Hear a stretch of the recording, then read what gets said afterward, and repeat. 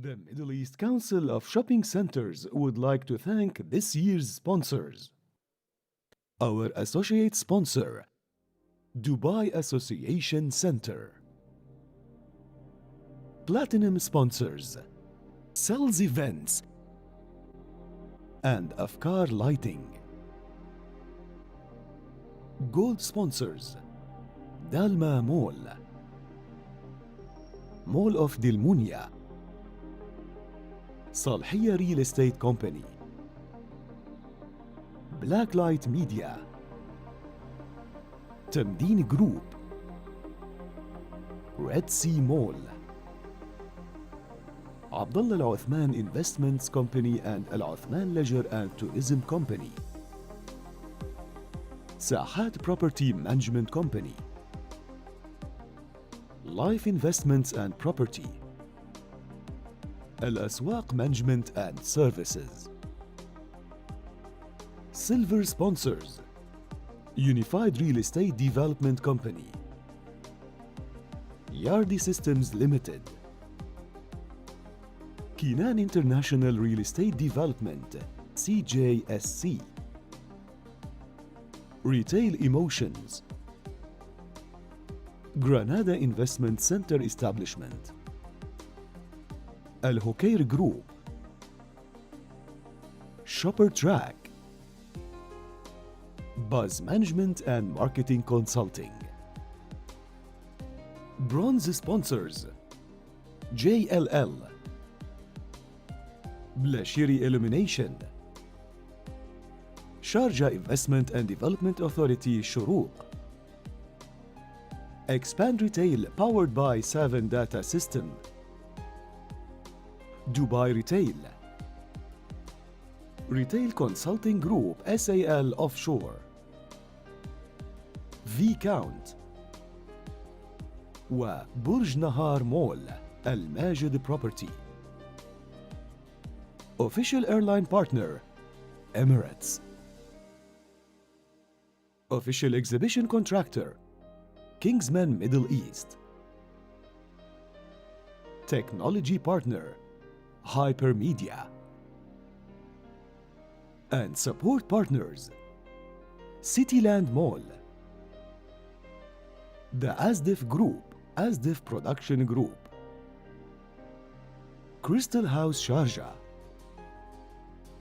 Damani, Recruitment Plus, Oleander, Kareem, Pathfinder,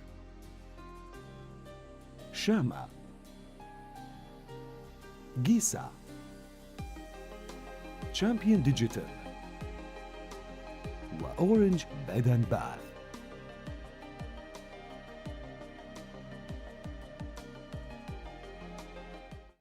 Well, good morning, ladies and gentlemen, and thank you for joining us for day 2. It's always great to see everybody back. I know yesterday was a fantastic day for us all. We had some fantastic speakers as well.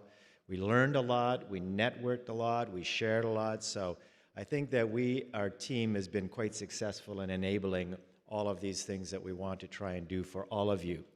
And once again, I will say, if you're not getting what you need or want, please chat with any of our team or myself personally. I'm more than happy to help you with whatever it is that you need to make you successful in what you do every day in your industry, whatever it is. I know that we can assist you to do that. All you need to be is a member, and we're happy to help you out on that. We have a really amazing day lined up for us. We have Kate from the UK to speak shortly. We have a number of great panel sessions today as well. And I think tonight, one of the things that I wanted to maybe chat with you about to let you know what's going on. When I first took over in 2013, we had 59 submissions for awards, which I was thrilled by then, by the way.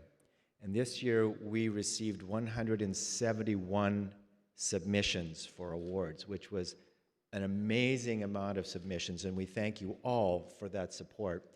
What we needed to do is, of course, get more judges. We were in a position where each judge would have been overwhelmed with all of the work. So we really want to thank you for all of that. And tonight we're going to showcase all the best and the brightest of whatever is going on in the world.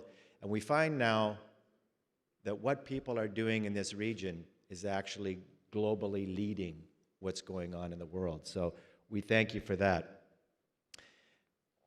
Without any further ado, I'm going to welcome on the stage again Richard Dean, who is our MC again for the day and for this evening.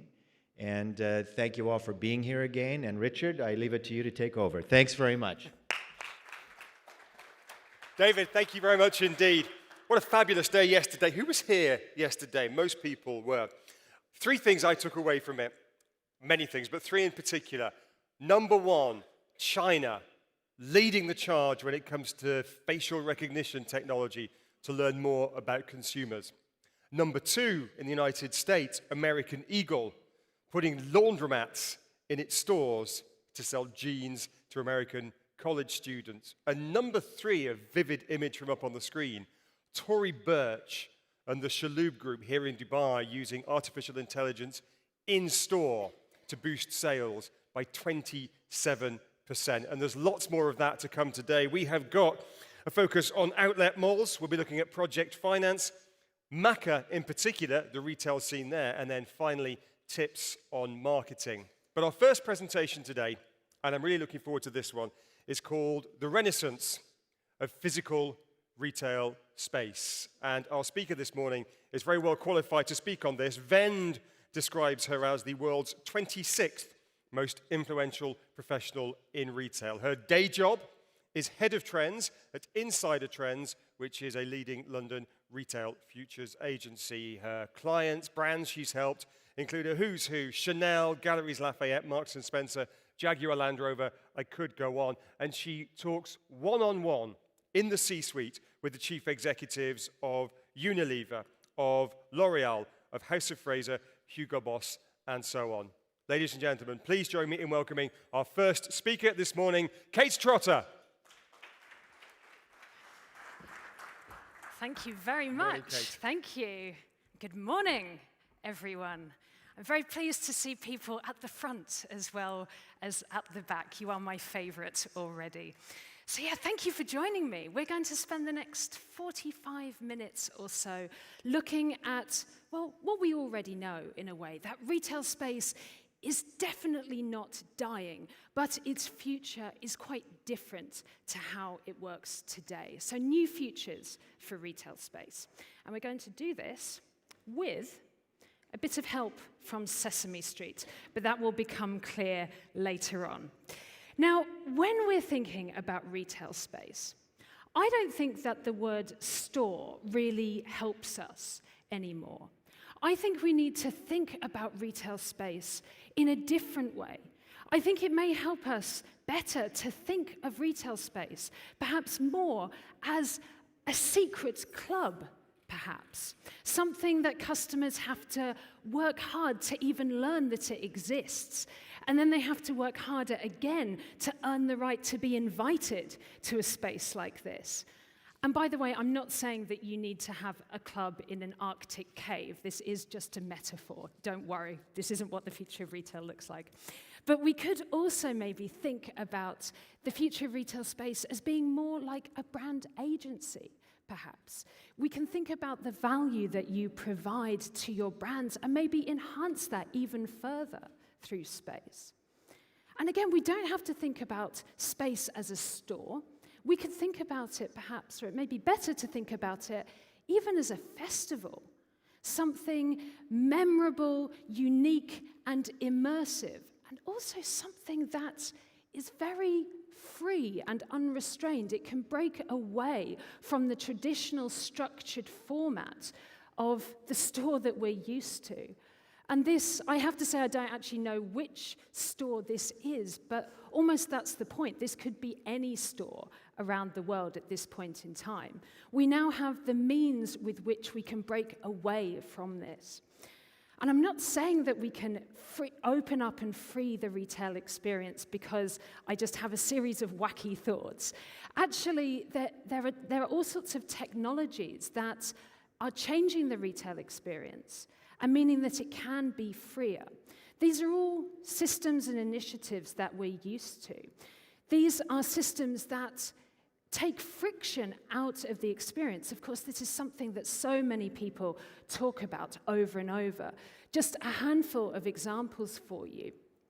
We have an example from the Stance sock shop in America, where they wanted to offer self-checkout to their customers. But normally if you have to download an app to run the self-checkout system, that's a moment of friction in itself. So very cleverly, they realized that they could offer this through a mobile site. So all you have to do is just type in a short URL, and very quickly you can scan and pay for your socks using Google Pay or Apple Pay or a credit card. Takes the friction out of the system. Near Street is one of my favorites from Britain. They have a very simple system that makes it easy for stores to keep track of what's in their shops, of all of their inventory, and then publish this live in real time to the web. And they're now partnering with Google. So if a customer has an item in mind, it's now just as easy for them to search the inventory in their local neighborhood as it is for them to search the internet for the same item. So this is taking the friction out of the experience. The customer doesn't need to visit 8 different shops before they find out what they want. They can go straight to the store that actually has this. So they're a great system to work with if you haven't thought of them already. Starbucks mobile order and pay is an example incredibly well known the world over. I'm sure there are people who use it in this room. But this takes friction out by letting customers place their order before they get to the store. So they don't have to queue. They can just walk straight to the head of the queue, grab their drink, and go. And by taking this friction out, Starbucks actually sell more. Customers buy more. So sales go up. But also, Starbucks' operating costs have gone down. They don't need as many people to process transactions. They can reallocate those people to making drinks. So they're making more money while saving money. And the rumor is that their share price has actually gone up as a result of this frictionless initiative. And Stockwell is the last example for this. This is Amazon Go in a box, basically. They're removing friction by bringing the convenience store into people's offices or apartment buildings or gyms or libraries or schools, any shared space that you would care to mention. So customers can just walk up to this, grab an item, and it will automatically bill their account for what they take. But, I mean, this seems a bit crazy, in fact, that Stockwell felt that the convenience store was actually too inconvenient, so they designed the friction out of the convenience store. So these are just a handful of examples. I'm sure between us we could mention thousands more. But this is fundamentally, innovations like this are fundamentally changing what retail is. When we think about making retail frictionless, when we take it to its end point, essentially this takes the transactional retail experience and it reduces it to almost nothing. That's the point. But when the transaction is frictionless, what exists in its place? And of course, the retail transaction isn't the only thing. This exists. Retailers are very well aware that there is the transactional side of what they offer, but there is also the engagement side and the experiential side. So this is maybe the balance between the transaction and the engagement that they see at the moment. But when the transaction moves to becoming frictionless and invisible, then this creates a vacuum that engagement needs to fill. So this is the new balance that physical retail needs to address, and the kind of framework that we're going to explore in this presentation. We're going to look at a few ways that the physical retail space itself can work to speed up the experience and make it frictionless, but also we're going to spend a lot of time talking about how it can enhance its role with engaging the customer and putting brands on the map. So I got a great introduction. Thank you very much for that. That was extremely impressive. But I thought I might tell you a little bit more about myself, just so you know I'm not some woman they dragged in off the street to talk about retail, even though in some ways that would be more impressive, I think. I don't know. But I head up Insider Trends. We are a London-based retail futures consultancy.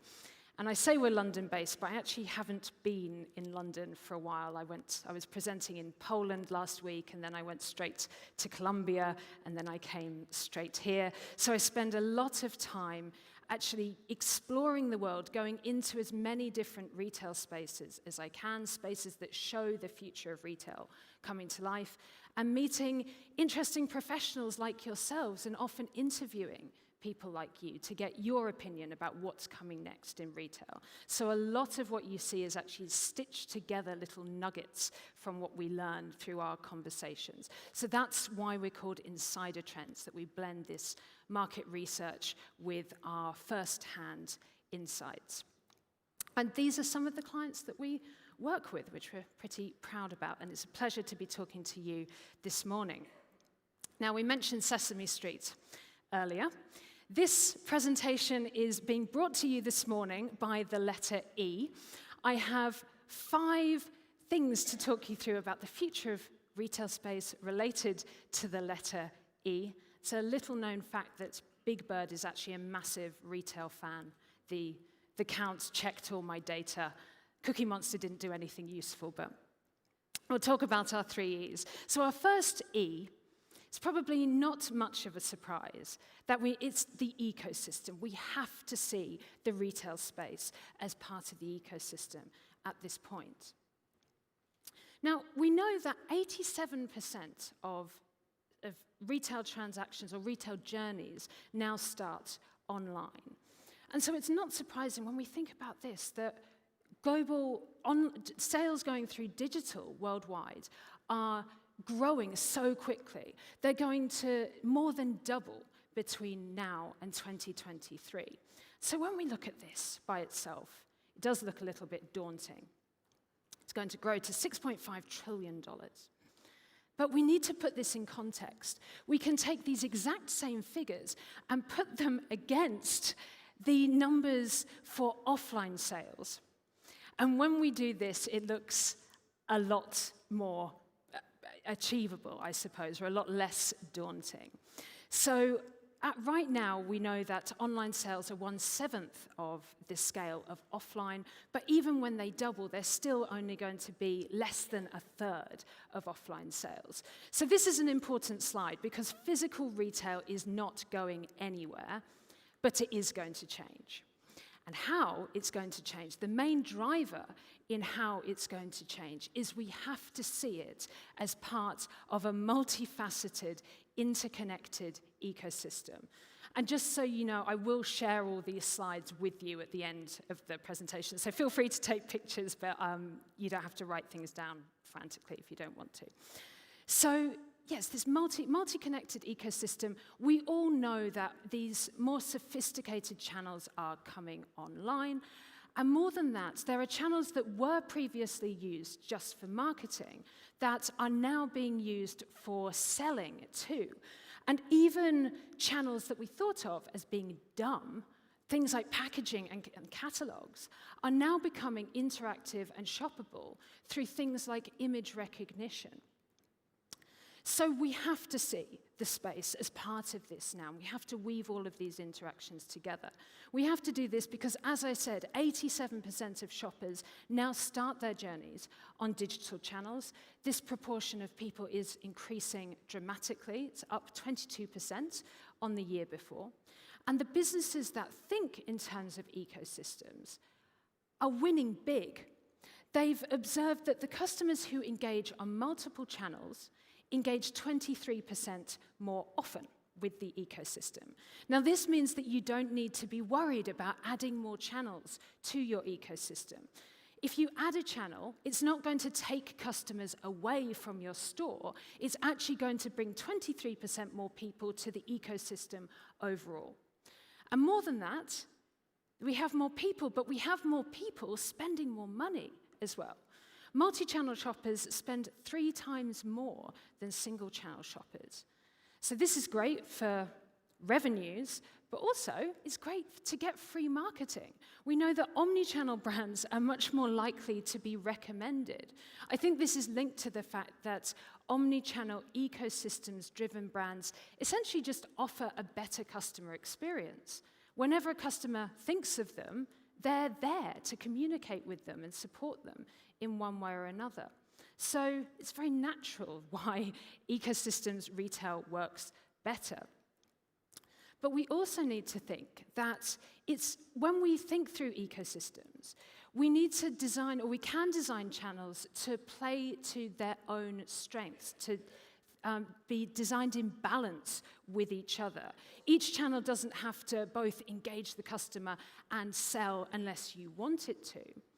We saw the example earlier of how Starbucks are using their app to speed up part of the experience. So the app is, a little bit faster.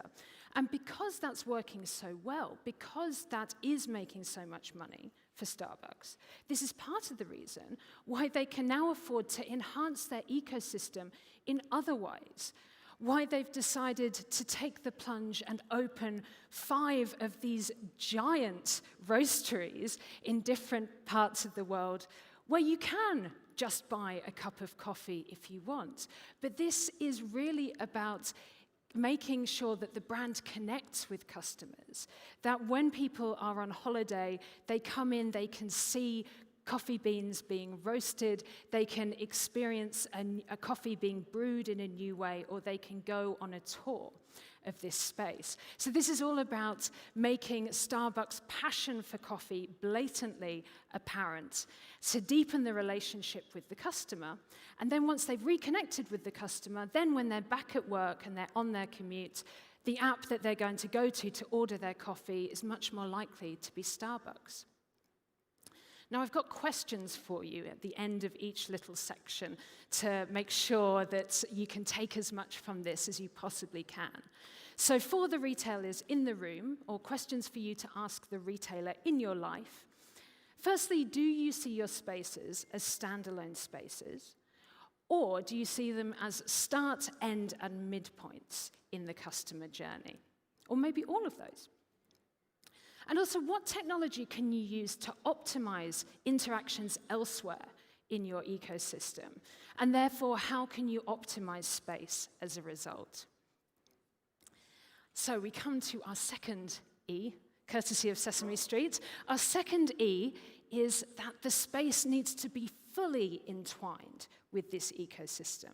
This is essentially an extension of what I was commenting on before.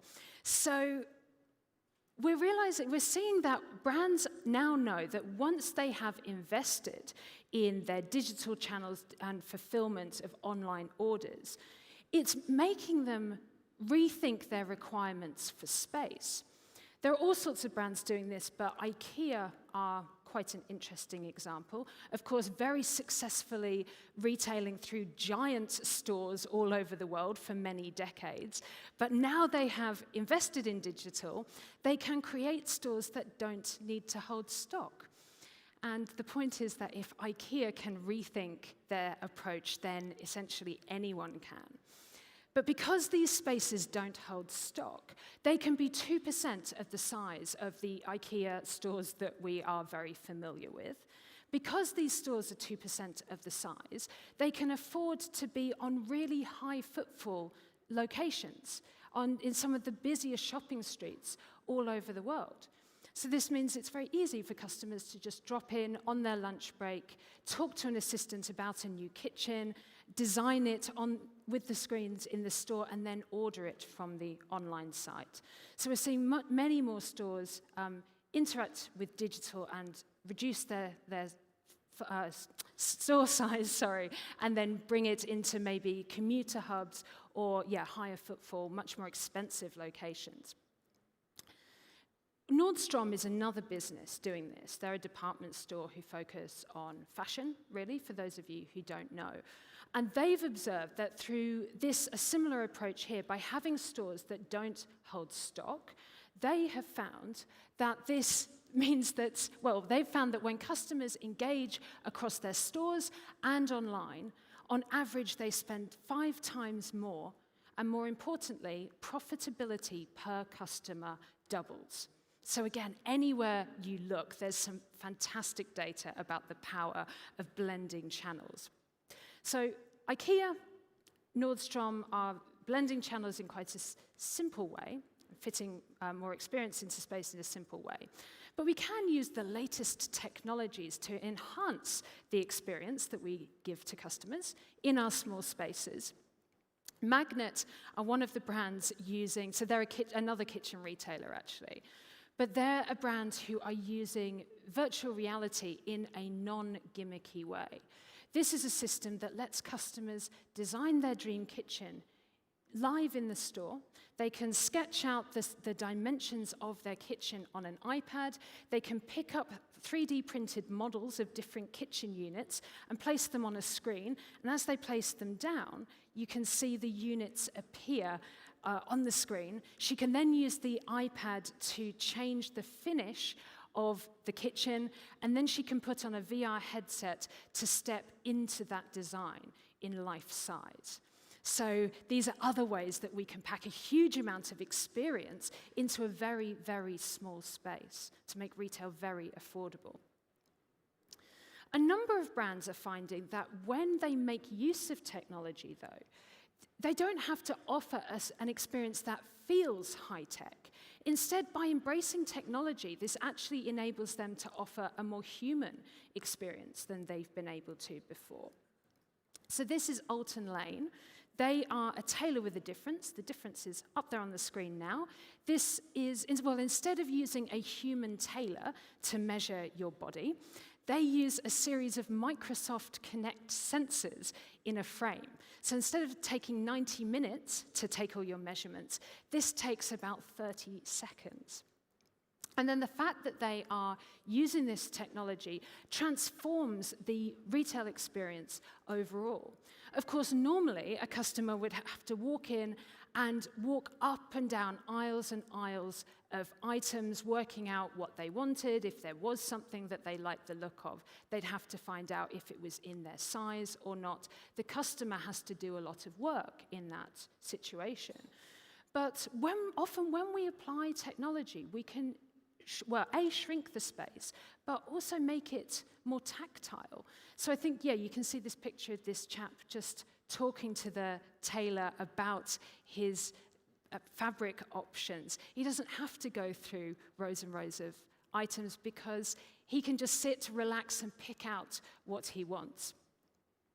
Also, this space does look very big, but I've seen seen other branches of Alton Lane that are literally the size of half of this stage. So we can, again, reduce this if we want to.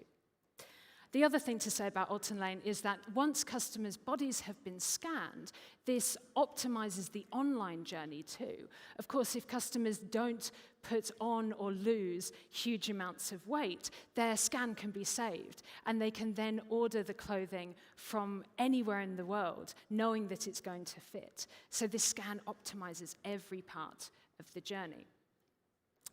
So we can further entwine the physical space with the ecosystem by unifying inventory. So Best Buy and CVS are exploring this at the moment. They are unifying the inventory in all of their places. So when you go online, you can see the stock of what is in the main e-commerce warehouse, but also what is in local stores, and the stock of what's in local vending machines. So this, at first glance, sounds a little excessive, but we need to remember that customer expectations around delivery speeds are always increasing. 99% of customers in America say that fast delivery speeds are important to them. 43% of customers say that they are expecting faster delivery speeds this year than they were last year, and we all know this from our personal experiences. The bar for delivery speed is higher than it ever is. So that's all fine for customers, but it makes life difficult for retailers. McKinsey have found that if a retailer wants to move from 2-day to one-day delivery, they actually need 6 times as many fulfillment spaces within the same radius of the customer. So that is very difficult to do profitably unless those fulfillment points are also selling direct to customers. So this is a major reason why the retail space is going to live on, because it's going to be fully woven in with the e-commerce fulfillment system. Nike are entwining their spaces with their ecosystem in different ways. If you've been into a Nike store recently, you'll probably have seen some messaging along these lines, where they say, if you become a member, which essentially means if you download our app and set up a profile, you will get access to different perks. So you can get free socks from one of their vending machines. You can access the members floor of some of their stores to have an exclusive personalization experience. In New York, you can even book an hour-long running session with one of the staff. So they're being quite generous with these perks. But really, they're just using the store to promote this fact that they want customers to download the app. They're not really thinking about using the store so much to sell, but they're using the store to create a better connection and understanding with customers. Once customers have this app in their pocket, of course, Nike can communicate and sell direct to that customer. And this is an important part in helping them break away from working with all the third-party retailers that they're currently working with. But this also gives them such an in-depth understanding of what the customer is doing, where they work, where they live, where they go on holiday, when they visit a Nike store, when they visit an Adidas store, even. This can keep track, or it can let users keep track of their fitness activities too. So they can see which types of sports customers are doing, and they can use that to inform which types of products they should be doing. They can see that 4 kilometers is the average length for a run, so they know that their marketing should be tailored more to beginners than to pros. They know that May is the most popular month for a run, so they know when to launch or max up their marketing campaigns. Literally every business decision that they're thinking of can be informed and de-risked by insights from this app. So it's no wonder that they're using the store more as marketing in some ways than selling. Now, once customers have your app in their pockets, there are other ways you can learn about them and enhance their journey through your ecosystem. So this is a shot of the Farfetch store of the future. This is actually a concept store that's in development at the moment. So Farfetch is mainly an online fashion platform, but they are testing coming into physical retail at this point. They too have designed an app that invites customers to check in when they arrive at the store. So I like that. That means that customers are clearly giving their consent to share their data. And once they check in, everything that Farfetch know about their past browsing and purchase history gets shared with the in-store staff. It could also be used to personalize in-store screens if they wanted to. But then, Farfetch can see where the customer moves in the space. So if they're going to spend more time in activewear than in sleepwear, they can use that to optimize and personalize their subsequent journeys with the brand. And it's even got to the point where they have smart hangers in this space too. So it can literally see down to the individual object level which items that customer has moved. So it's very, very smart. All of this then is used to, or all of this information is then added to the customer's profile. So when they go online after they visit the store, they see a much better, more streamlined experience. This all sounds very nice, but the numbers behind systems like this are incredible. One system has found that they can increase conversion rates by up to 10%, they can increase order sizes by up to 15%, and they can increase repeat purchases by up to 20%. So these are all good numbers by themselves, but these can compound too. If we take the best numbers from these and we multiply those together, we actually get an uplift of up to 51%. So that means that if your customers are worth, say, $1,000 a year to you at this point in time, you could install a system like this, and within a few months, they could be worth $1,500 a year to you. So it's a very simple, quick win, that one. So the questions for you here are, how can this in-store technology, but also how can digital channels elsewhere in the ecosystem change your requirements for space? And will it mean that your retail can actually fit into much smaller locations that are more convenient to your customer? And how can high tech help your experience be higher touch? How can you use technology to be more human? And then how can you use your space to encourage digital interactions that capture data in the way of Nike? Number 3 is entertaining, which is possibly, again, not much of a surprise to you. Everyone's talking about experiential retail at this point in time. My concern, though, is that people aren't pushing this far enough. More often than not, I read about the new experiential space from a brand that's got loads of press, and I walk in, and all it has is a little bit of seating that no one is sitting on. I get very, very disappointed very easily these days. But there are brands who are working to build the entertainment factor, almost to the point where their spaces can rival traditional leisure spaces. I think this is what we need to do. We need to get customers in the store for reasons other than buying. If customers just come in to spend time, they're probably going to see something that they want to buy, and they will buy it. So one way we can make the store more entertaining is we can just think about the visuals. It's not hard, but more often than not, the spaces I see are very restrained. We are seeing the start of a growing trend for spaces to be a little bit bolder. It doesn't have to be complicated. This can be as simple as just thinking about the wallpaper you're using in the space. So be bold with your visuals. We can also be bolder with the actual experiences and interactions that we offer customers. Now, this is a shot of the Camp store in New York. Can you just put your hand up for me if you've been to this space? Oh, okay, right. Well, I highly recommend that you go. It's one of my favorite stores in the world, although I have to say I may be about to ruin this for you, so let's see how this goes. So have a look at this image and have a think about what you think is different about this store.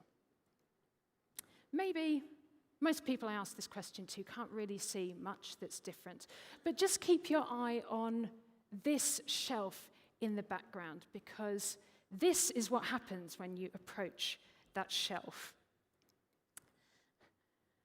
It moves. You can walk through it, and you go into this sparkly, tree-lined space that looks a little bit like Narnia, and you walk into a toy store that is 4 times bigger than the space at the front of the store. And in this space, you will find events that you can take part in. You will find little units that you can just play around with. This is a store that has a slide in it. And when we walked in, there were just families all over the place having a great time. This was an important part of their afternoon out. So I wanted to show you this because this is the standard now for experiences. We can be a lot more creative about what we offer customers, and actually I think we need to be. We want to get customers talking about the experience in the space. This is actually how I discovered this. Someone showed me a video of that experience, and even though I knew that, I still wanted to go and experience it for myself, and clearly it had a big impact on me, so I wanted to show this to you. And we actually went along wanting to see the space, but without really thinking we were going to buy anything. And then I walked away with a $60 giant cuddly avocado, which probably tells you a little something about myself. But we can, if you want to, we can also think about other ways that we can remix this idea. This doesn't just have to apply to kids' stores. There are versions like this for luxury. Any category can take something from this type of experience. We're also seeing these entertaining retail experiences change as a result of the technology that we now have in our pockets. So image recognition, augmented reality, and geolocation are enabling the retail experience to actually leave this structured experience that I showed you before, that we're used to.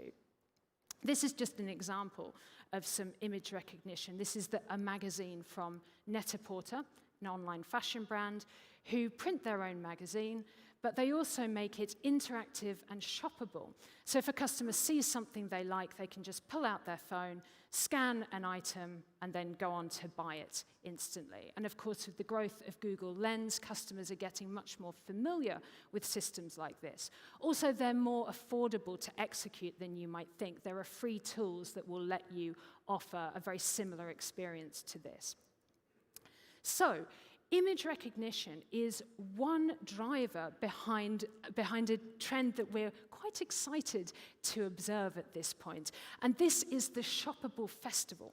This is a convergence of a couple of trends. One, the fact that people do have this better technology in their pockets, but also that customers are looking for better, more exciting experiences than ever before. I've actually heard that a lot of customers see their Instagram profiles now as a bit of a burden. It's a bit of a challenge to fill it with interesting things. And so shoppable festivals like these make this much, much easier. So just to talk you through some of the shots that you're seeing, this is Sephora, which is a 2-day festival run by Sephora. It's in its 3rd year now. And customers actually pay to attend this. They pay at least $100 to attend for a 4-hour session. So this is Tommy Hilfiger's Tommyland, which is a fun fair, catwalk show, and music festival. The whole thing of which is scannable and shoppable through the Tommy Snapshop app. This is Area 15, a permanent, much more experiential mall that's coming to Las Vegas next year. Hypefest from the website Hypebeast, again, all shoppable through the app. You can't actually use cash in this space. Amazon just ran their first shoppable festival in Berlin. So this is part of the reason why I say that retail can be freed. It can be much bigger and far more creative than it can be now. We can get customers talking about things in new ways. So questions for you here. How are you attracting customers who don't think they want to buy? Apple taught us, 20 years ago, Apple taught us that if you can put selling second, you sell more. So let's put that into practice. Let's attract people to get them just to spend time in the space. If you do that, I think you will increase your sales to them. You can also think about which type of experiences your customers would pay to take part in. You don't have to charge them, but this is a good acid test for whether your entertaining leisure experience will actually fly with the customer. If they will pay for it, there is a very good chance that when you offer it to them for free, they will really jump at the chance to take part in that, and it will become a success. And then the most important question is, how can you use technology to provide a less structured but much more immersive and more memorable experience? Number 4 is envy. And this is about VIP invite-only space, or a new future that we see coming for invite-only space. Again, this is a convergence of a couple of trends that we've seen. It starts very simply with our observation that more invite-only spaces are appearing in retail spaces around the world. This is a picture of the 2nd floor of Cartier's space in London. This was refurbished earlier this year. The 1st floor looks like a store, but the 2nd floor has much more in common with a luxury hotel than it does a retail experience. So only their top-spending best customers can access this. When they walk into this, they don't really see things that they can buy. They can ask things to buy to be brought to them. But really, this is a space for them to hang out with their friends. They can have a cocktail here. There's a living room, dining room, and kitchen in this space instead. So this is a really cool perk for the best customers of Cartier. They can show their friends that they are a cut above all the other customers, and yeah, it helps them look good. It makes Cartier seem more attractive to their friends. It's pretty compelling, all with just a very simple cocktail bar. But the other part of this trend is that we're seeing that brands now have more ways to understand what customers are doing. They can go beyond just looking at which customers spend the most, and they can start to look at which customers are the most engaged, or which customers are making the best progress. So an example of a newfangled connected device is this smart weightlifting machine from Tonal. This actually mimics the effect of lifting weights. So it uses electromagnetic resistance to make people feel that they're lifting weights of up to 90 kilos. In weight, there is a smart coach and smart classes built into this system, and an AI to guide the user through programs that will help them progress at the best rate. But this object doesn't just sit in isolation. Tonal are keeping track of what customers are doing on this system. At the moment, they're using this to optimize the classes that they offer to make sure they're the most appropriate and relevant for their customer group. But from this, they can start to track who uses it the most or who has made the best progress over the last month. And that could maybe unlock different experiences in the store.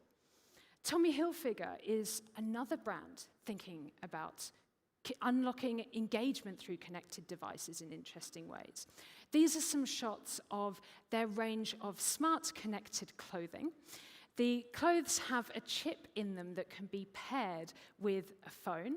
And the second that they're paired, Tommy Hilfiger can understand how often customers are wearing the clothing and where they go in that clothing, and maybe if they go into a store.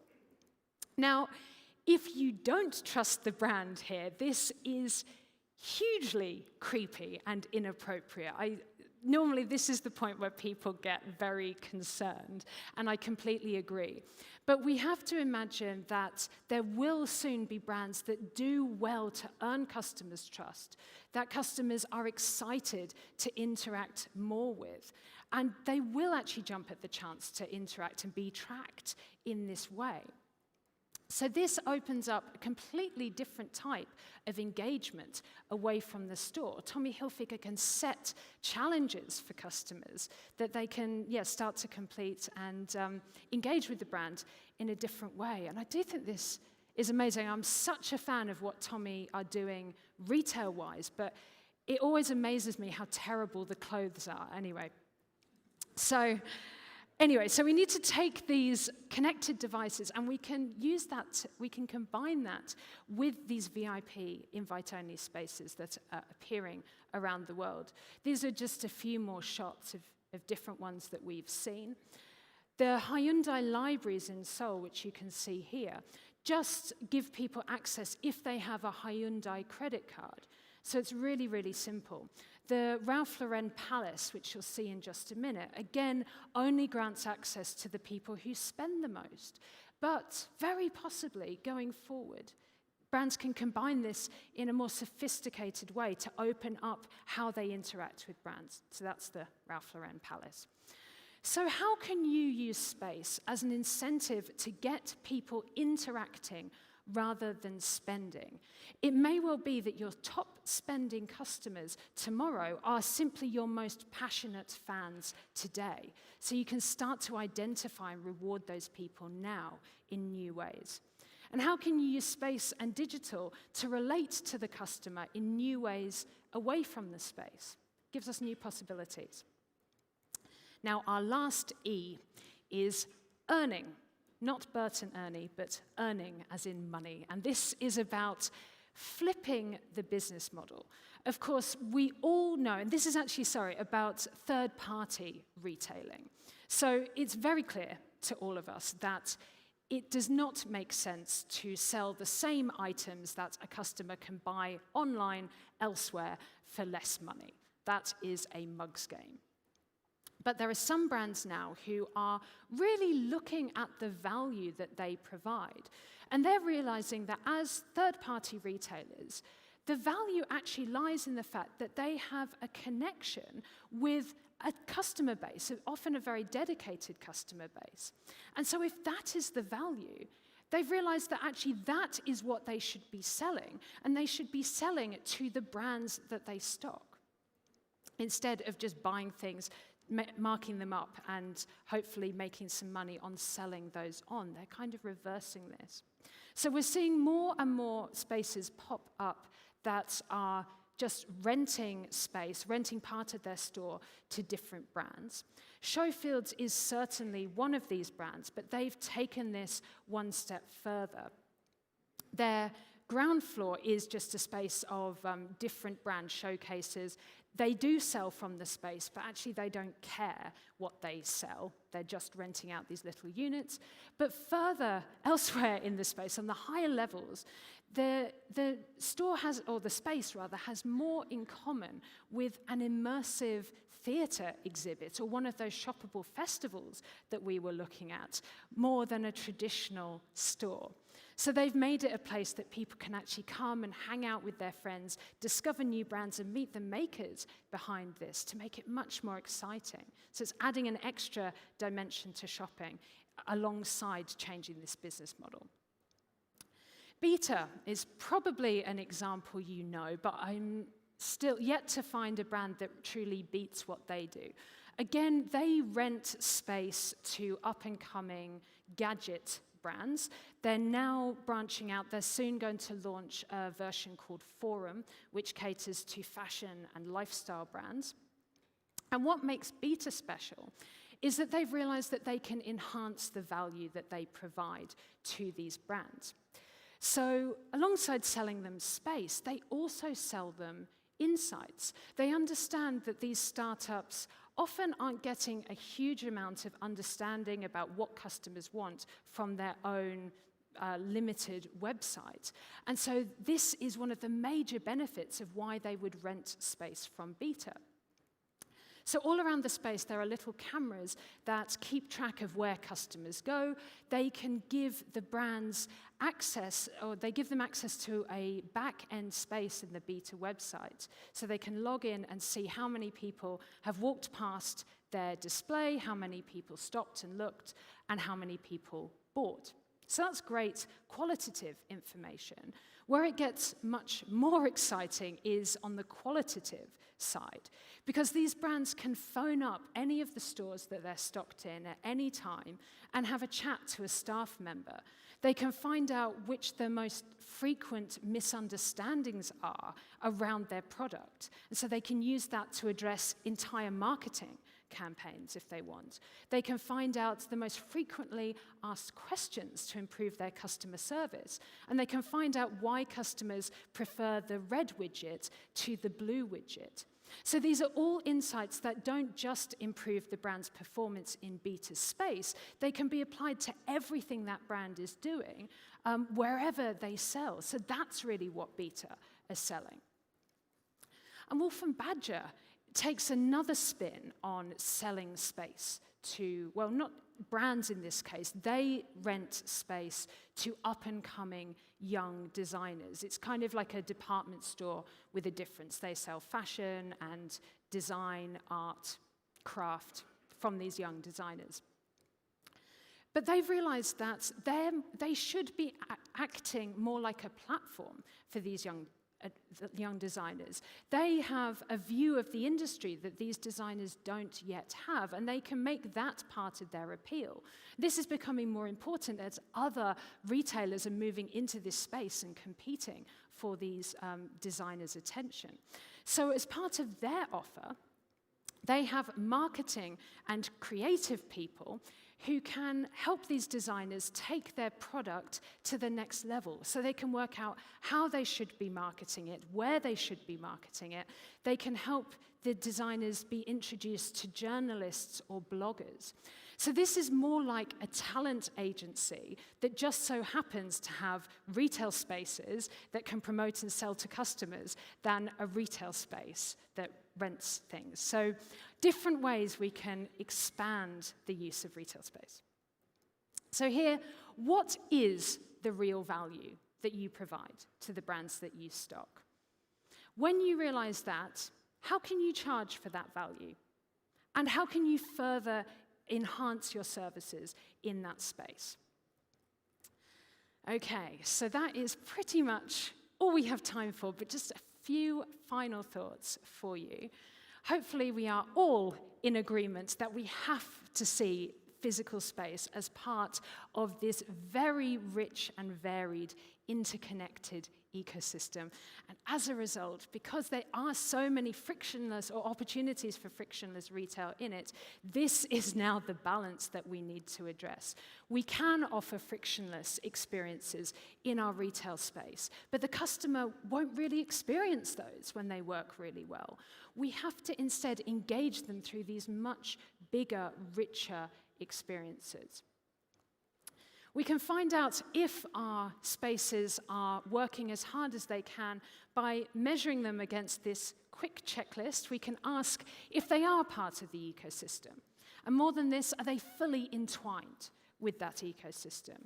Are they so entertaining that your customer will ditch other leisure experiences in order to visit your space? Can you use your space, or are you using your space to build envy amongst customers? Can you make some customers feel special and make other customers feel like they want to do more to engage with you and build these credentials to access your space? And lastly, how is your space earning? Are you charging the right people for the right things?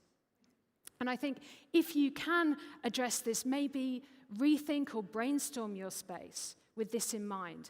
I think you'll find that your retail spaces look less like this and much more, and will have much more in common with a space like this. Thank you very much.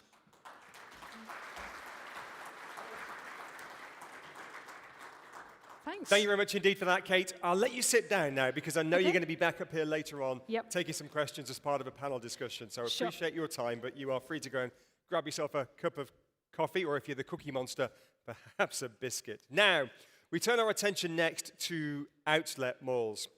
And what you're going to learn over the next half hour, 45 minutes or so, is that the old image of an outlet mall from the past 25 years or so is coming to a close, and it's being replaced by a new model for an outlet mall. And if you want to have a look at what it looks like, there is a physical model outside just there. We've got a couple of incredible speakers to talk about this. Before I invite them on stage, let me tell you a little bit about them. First of all, Avijit Yadav is the CEO at Tamdeen Mall Management Company. It's part of the Tamdeen Group. It's a Tamdeen Group company. Tamdeen is one of Kuwait's leading developers, and they are the guys behind the project, the model of which is displayed outside. It's only been released within the past 24, 48 hours or so, so this project really is hot off the press in the south of Kuwait. Avijit has an extensive career in the industry, worked in the shopping center industry for more than 20 years in mall marketing, management, and development across the Middle East, but also in Canada as well. And joining Avijit on the panel, we also have Avi Alkas of JLL in Turkey.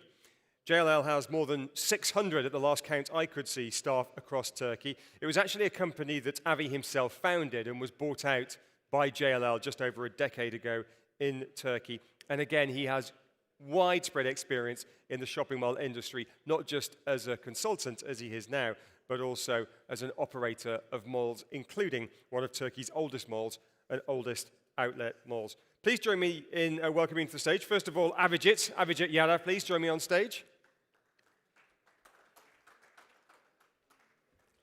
Good to see you, and also Avi Alkas. Great to have both of you on stage. Thanks very much. He's Avi, I know. I've met him yesterday, but we haven't met before. But it's nice to see you, sir. Thank you very much indeed. Have a seat, sir. Just in the middle of there is fine. Now, I'm going to come to the floor with questions sooner rather than later. So if you've got comments or questions on this, do please let me know. Abhijit, I'm going to start with you because I guess you're the man of the moment, having released this incredible new project within the past couple of days or so.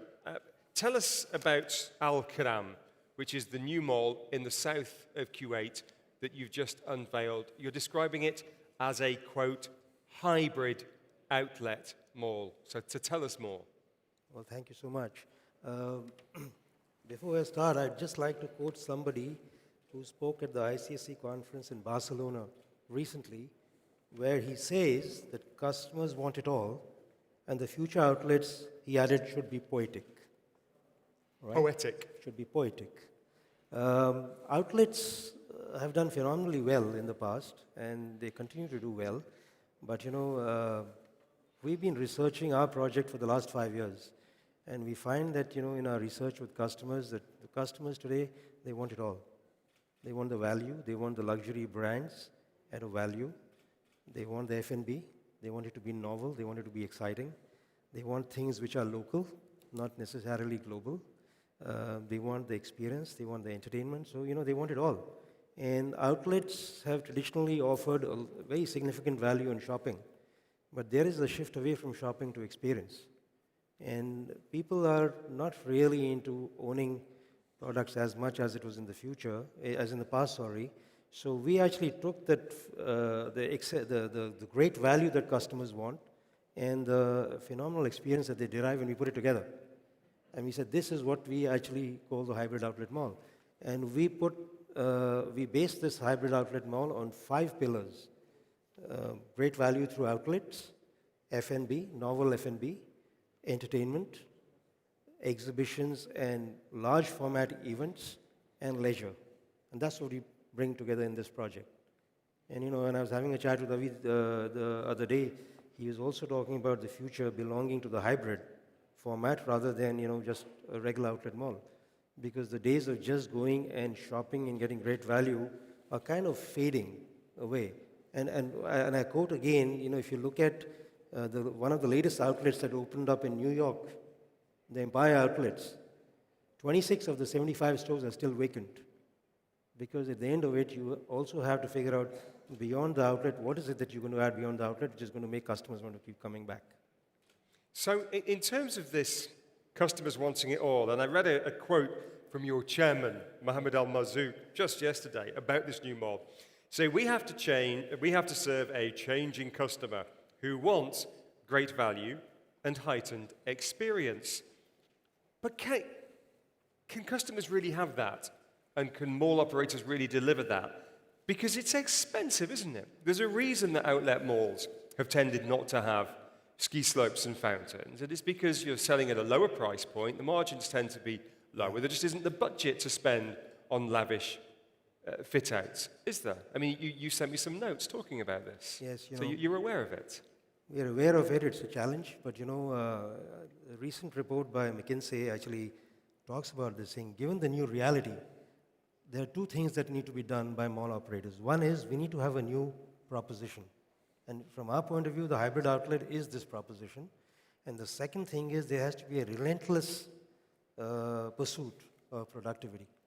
So we will have to figure out ways of making our shops look nice at lower cost. We'll have to figure out ways of making sure that the mall looks and feels nice at a much lower cost.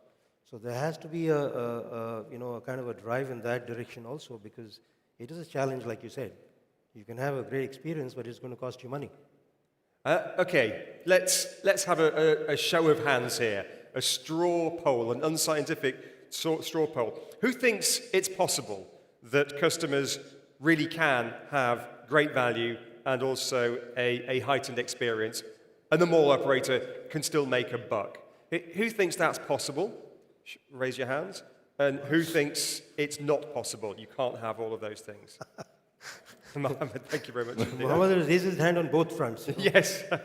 So, Avi, if I can turn to you. Please. I mean, you've got huge experience in conventional and outlet malls in Turkey. You pioneered both. We'll get to that in a second. But first of all, as someone who runs a consultancy that produces the kind of feasibility studies that these guys and Avijit produces, Can you crunch the numbers in such a way as to make a beautiful mall with great experience, selling at a discount, and yet there's still profit at the end of it for the mall operator? Can that be done? Yes, of course. The thing is that with the background that I luckily have served the very first outlet center in Turkey when we opened it up in 1997. Actually, what we were trying to do was a transformation of an old-style bazaar, souk, or in other things, in an open-air mood possibilities. What we were trying to train our retailers were that we have advised them to sell at least in 25% up to 75% discounts of the season price of products, which, coming back to Kate's previous 5 E's, the earning factor would be the most important attraction for the clients, for the shoppers, because even though we are selling at large discounts, it's the possibility to give the shoppers that they can come more often, not to miss the opportunities in our outlet centers. And here I would like to mention that the outlet malls in the last 25, 30 years have been very instrumental in attracting crowds in many parts of the world. I mean, it all started with USA, firstly, in the 1970s plus, enabling manufacturers to get rid of their excess inventories, previous season's goods, leftovers, and some irregulars as well. So in certain places that were enabling them to sell even without the sales tax or the VAT, getting those tax incentives so that they can clear up spaces and then they can provide. But of course, as Avijit was telling us, today, as we are moving to the hybrids version of the outlet centers, because we usually, in our centers, we play on 3 shares. We would like that our project to receive the highest share of mind of our clients, of our potential visitors, and then it's the share of time to keep them in our property so that we can get the highest share of wallets, so that they spend more.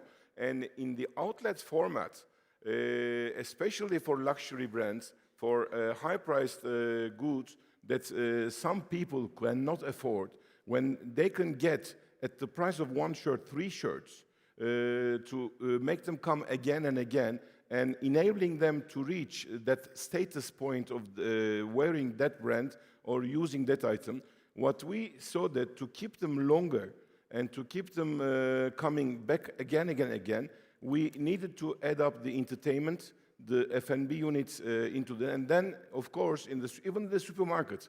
In Turkey, in our outlet centers, we even accommodate supermarkets so that they can even come for their regular weekly grocery shopping as well. So to present a place for the family, to enable them spend even a day. So that's why we saw that in some of the cases in Europe, there is also this tourism shopping factor of the outlet centers, enabling tourists to make further and more shopping. In that manner, some of the outlet centers in Europe are designed in a village atmosphere, as if they are going on an outer journey, sometimes even the need to drive some 60, 80 kilometers away from their regular shopping zones or centers, so that they can spend more time, they can have their entertainment ability for the kids, and then they can advantageously make their shopping, and then they would come again because they would know that what they can find at that visit might not be available in the coming visit. So that's an additional advantage that we are presenting to the retailers, that they should come, they should have their inventories turned around. And sometimes they even change even within the store. But is there a business model for having all of these things, the wonderful attractions that you would find in a full-service mall? Can you create a business model on the rental income that you're generating in an outlet mall? Can it be done? It can be done, and it can be done even in a hybrid version that I would like to give you an example from Paris, for example. One stop before Euro Disney, you have two shopping centers residing next to each other using the same car park facilities, the same parking facilities. On one side is a regular season mall, which is called the Val d'Europe, which received the ICAC European Award. And just next to it, from a value retail chain, the La Vallée Outlet Village, which also attracts all the tourists coming to Disneyland and to make their shopping there. And I remember my first visit there, which was like maybe 15 years ago, which was just like a bunch of houses, a village-like place, which passed 3 phases of expansion. So they grew it. So the business model there is that you should present lower rents to the retailers. You should be able to attract, because in Paris case, for example, normally shopping centers are closed on Sundays in other areas, whereas the outlet village obtained the permits to stay open on Sundays, which is the case in some European countries. You've got to love the French with their quirky tradition, still closing on Sundays. But a very important point is that Avi is saying is that we're doing the right stuff. Yes, he is saying you're doing the right stuff. But how does the model, what can you share with us, compare with, say, 360 Mall, which is also in your portfolio, which I guess is a premium full-service mall, for want of a better word. How is the business model different? What can you share about that? Well, as Avi was saying, the business model with the outlet is a little different because you're selling heavily discounted merchandise, so you've got to look at your costs, and there's only so much that the retailer can pay. So Because, what can you tell us about the difference in... So let me tell you about 360 Mall. 360 Mall has been a regional shopping center for 10 years, but it is also being forced to evolve. It is now evolving into a mixed-use center with a Grand Hyatt Hotel, with a 5,000 capacity arena, with a Rafael Nadal Tennis Academy, and Tennis Federation offices. So the mall has evolved, and it is actually going to be the first mall in the Middle East which is sports anchored. So we've moved from a regional shopping center into a sports anchored center with hospitality and capacity to have large format events, because that's where the market is going. That's what the customers want. If you look at outlet malls today, coming back to the outlet, the reason we went to the hybrid was because when we went to the customers, 70% of the youth in Kuwait, because our mall is in Kuwait, 70% of the customers in Kuwait are the youth. They're the millennials, the Generation Z. They want it all. Like I said, they want the experience. They don't necessarily want to own product, but they would buy a product if it adds to the experience. They want to have a great time. Renting is becoming a big business. $25 billion business in the world is renting now. People are not buying.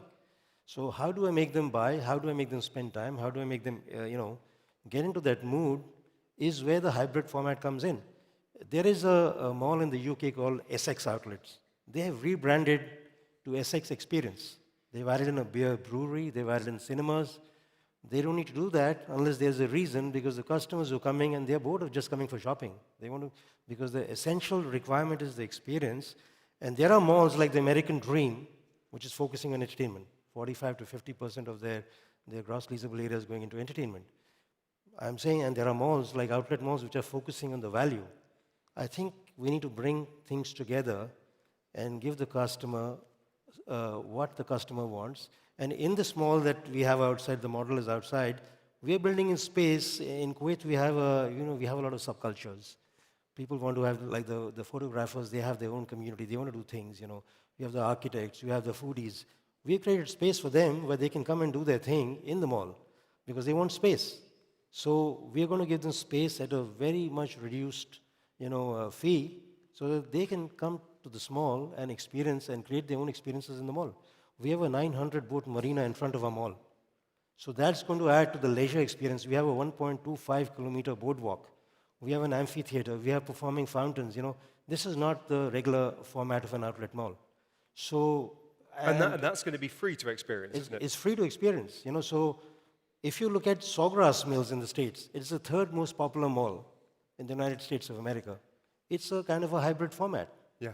Where you have outlets, you have regular stores, you have experiences, you have food. And the traditional format of having lots of outlet stores and you have one kind of, F&B or 2 F&B units, etc. This is gone. One In crappy this pizza mall, joint. yeah, in this mall that we are building, we have around 80 F&B units. So what would be the split? But you mentioned that the new mall in America, the American Dream, is 55% of the GLA is entertainment, more And or F&B. less. Entertainment and F&B, only 45% is what we'd call retail. In your hybrid outlet mall, what percentage of the GLA will be retail stuff? Probably around between 55 and 60%. As little as that? Yes. So we have 40. And when you were opening your first outlet malls, I mean, both of you, back in the day, what percentage of the GLA would have been retail? Avi can answer that better than me. Yes, no, well, the thing is that I would like to give you an example of a center that we opened in Istanbul, which is called the Olivium, which was in a low-income area, which was where the leather tanneries were. And it was built to become the leather center for the wholesale, but then there was a crisis, and we converted it into an inner-city outlet center, because in our country, the majority of the women at that time, I mean, I'm speaking of 18, 20 years back, they were not driving that much to the further distances in the peripheries of the cities.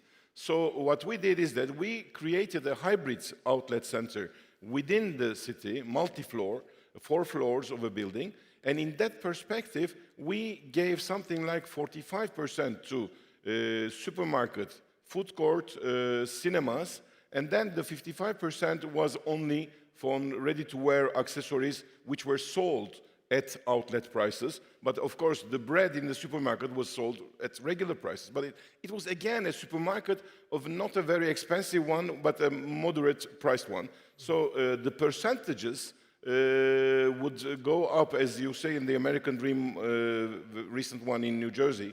I mean, it's going to be, we are going to witness, even in our regular shopping centers, that we are witnessing the increase in the F&B units, in the entertainment units, but still the outlet centers, which is one of the important and useful channels of the omni-channel marketing for stock clearance, for other advantages to the retailers, that we would have higher percentages. So that would be the business model where we would be appealing to attract retailers to open up stores, provided that the access would be easy and possible. I just want to mention one important point about outlets again. There is a move towards online shopping in outlets also. Recent research done by McKinsey in this part of the world says that 31% of shoppers have increased their activity on online shopping, right? So it's growing. Amazon has arrived, it's active, people are getting very much into that bandwagon. There is a mall in France called The Village, which has started an online mall of its regular outlet mall. So when the outlet mall closes, the online mall starts at night. So he has got around 100 brands on. And you have Simon, for example, who's got around 2,000 brands and around 350,000 products on a beta testing that they're doing with the outlet mall. So the next stage is the outlet mall is going to become an online outlet mall with the regular mall, because that's the direction things seem to be moving. And we are also seriously considering that, because there is no other option. You need to have the experience, which comes through the F&B and the entertainment. The entertainment cannot be the traditional entertainment. It has to be the kind of entertainment which is required today, what customers are demanding today. And we are really trying hard to get that in, which is artificial intelligence and virtual reality-based entertainment. And then online. Today, IKEA is delivering food in Paris. Why does IKEA need to deliver food in Paris? Because that's what the customer seems to be saying, that, I would want your meatballs delivered to my house. So IKEA is getting into delivering meatballs. It's a beta test, but who knows where that's going to go. So, this is how life is evolving. And Avi is saying that we are doing the right stuff. So if JLL says you're doing the right stuff, then absolutely right. I ordered, it was Diwali this weekend, I ordered my Rangoli. I didn't go down to Dubai and buy it. I ordered it online and it came from India, which is probably ridiculous. But anyway, that's the way the wind is blowing. I'm sorry, I'm hogging the conversation. I'm happy to throw this open to the floor to get a couple of questions or comments. It would be nice to hear, who here is representing retail brands rather than shopping malls? Anyone representing retail brands here? Yes, sir. It'd be interesting to get some of your perspectives on outlet malls and whether or not you want to be going into this kind of outlet mall. So who's got the first comment or question? Would you like to add a comment, sir? Or you don't, I'm not going to put you on the spot. Yes, please, sir. Thank you, Richard. I understand the customer, they need it all. They need it with high quality, affordable price, with experience. This is our job as a developer to go and do it for them. But there is a reality. And I could understand this formula of outlet succeed in other countries, in Turkey, in Europe, in America. Actually, the retailer in this country or this part of the world are just a franchisees. They don't produce their product, number one. Number two, their margin is higher than margin outside of this region. If you agree or disagree, that's a different story. Third thing, the e-commerce and onlines are growing faster than the desire of building outlet more.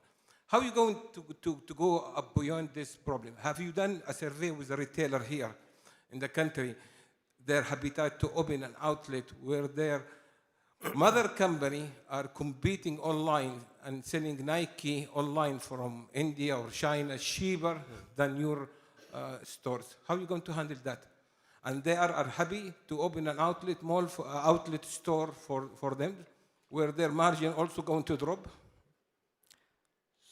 You want to answer that? Please. And I'll So we have spoken to retailers and big retail groups. So there are two. I mean, you mentioned a very relevant point. There are two issues here. One is they are agents, so they have to buy a certain amount of merchandise, but that merchandise has to revolve, and it has to come back as cash because that's how the business works. So a majority of them actually operate outlets to liquidate their stocks and get the cash back.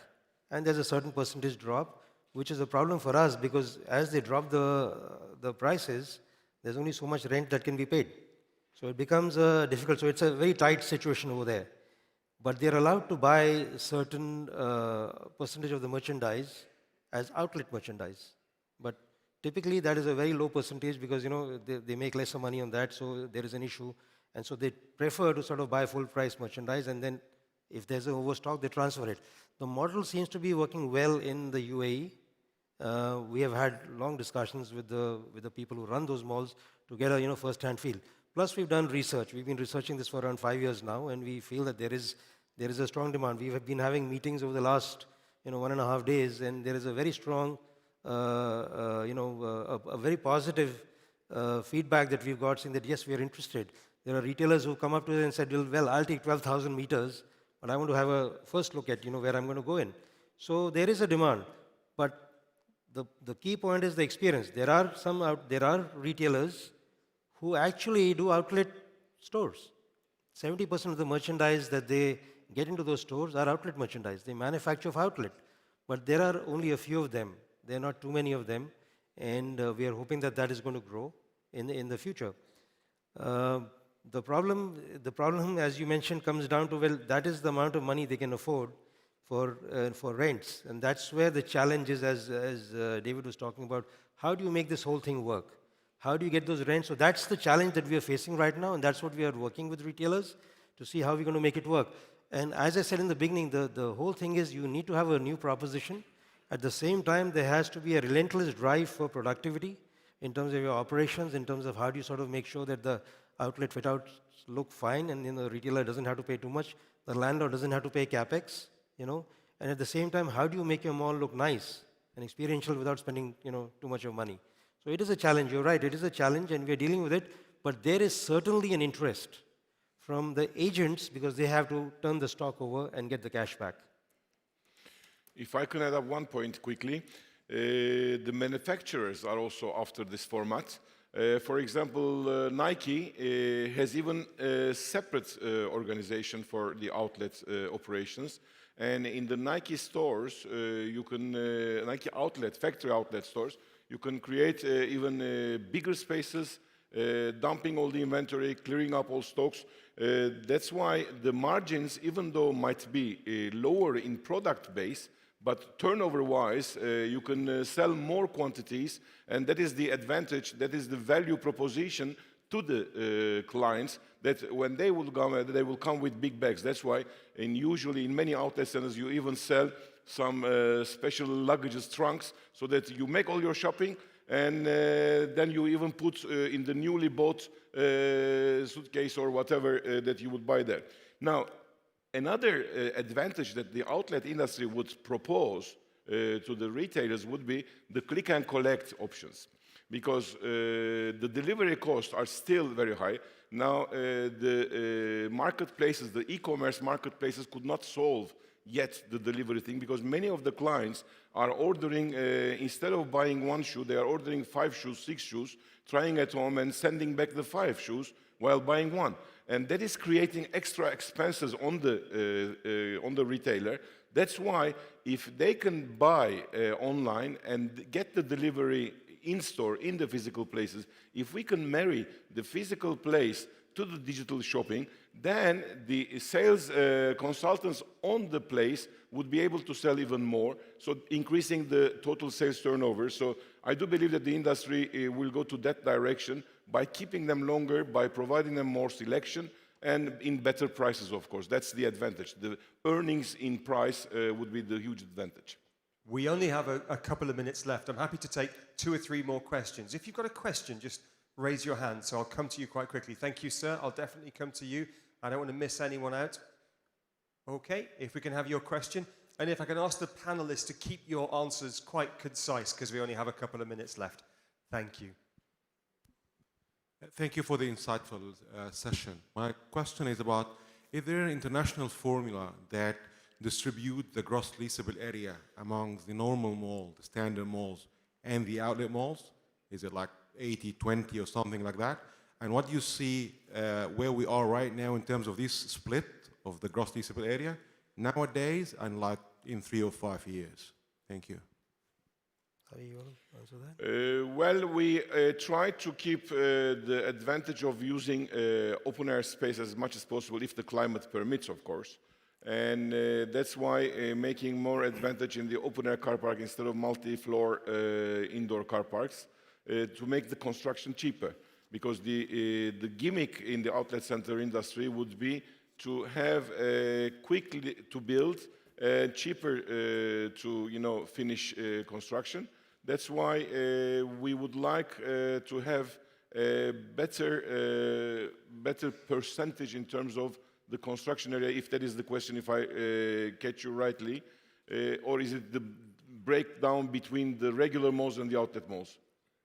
I do believe that 25% of the total industry, in our case, in Turkey, for example, have converted into outlet centers, giving the public, the advantage of buying at rather advantageous prices in outlet centers.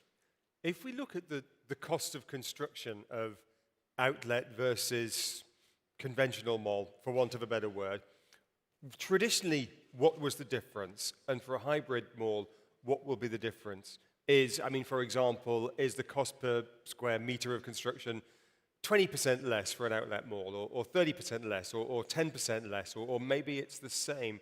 Are there any ballpark figures that we can look at, Avijit? Outlets used to be very cheap to build. Yeah. In the past, it was a box, and you used to tell the tenant to put in their own HVAC systems, and you used to look at the basic landscaping and hardscaping outside, and it was done in a manner that there was very little maintenance to be done, right? I'm talking mainly about North America, because that's where my experience is with a little bit of outlets. But the problem here is, that we've actually, the customers have, even in the West now, if you look at it, the villages that evolved, from the earlier outlets became really nice experiences. They were beautifully built buildings and, and really well fitted out stores. So, the move was in the direction anyway. But I can't give you hard facts and numbers, maybe Avi can, but right now the challenge is that to deliver that experience, there is a cost. And at the same time, we have to make sure that those costs are kept low.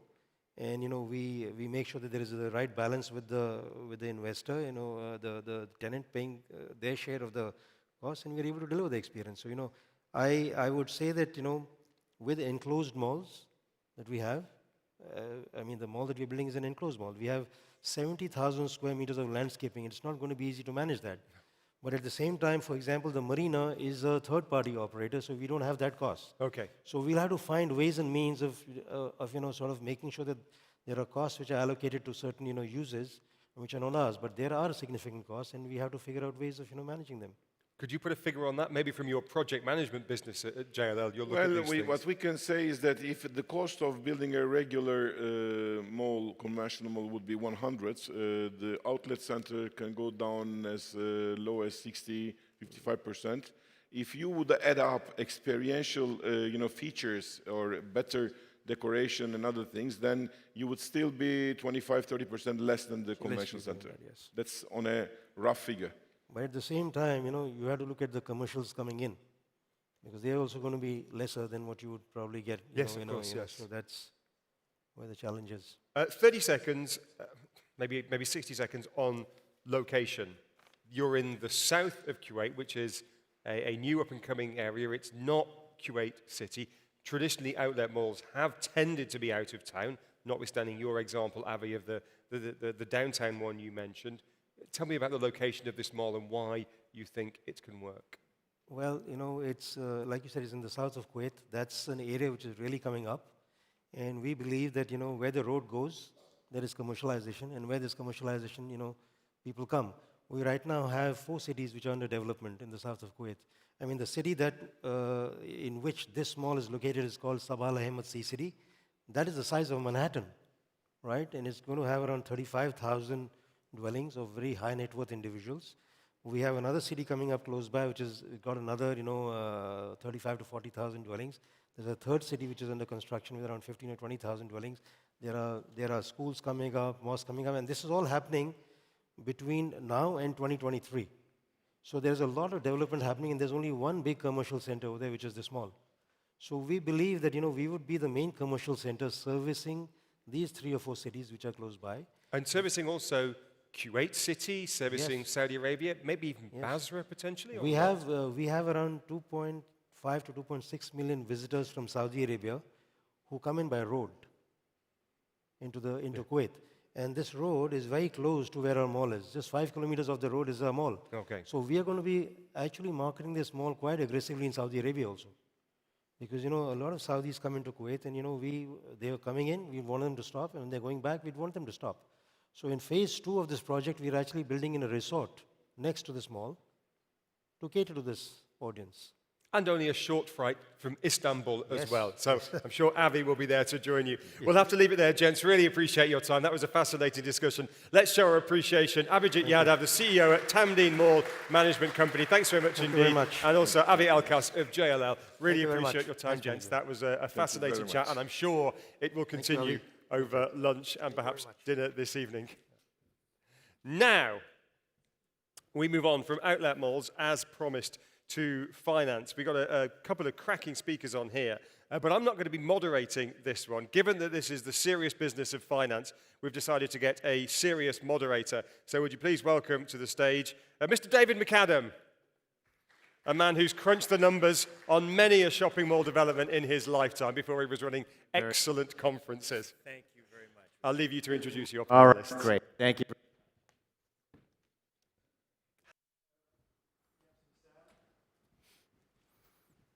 Thank you very much, Richard. No? No sound? I have sound.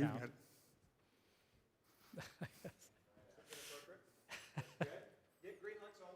Okay, just have to turn it up.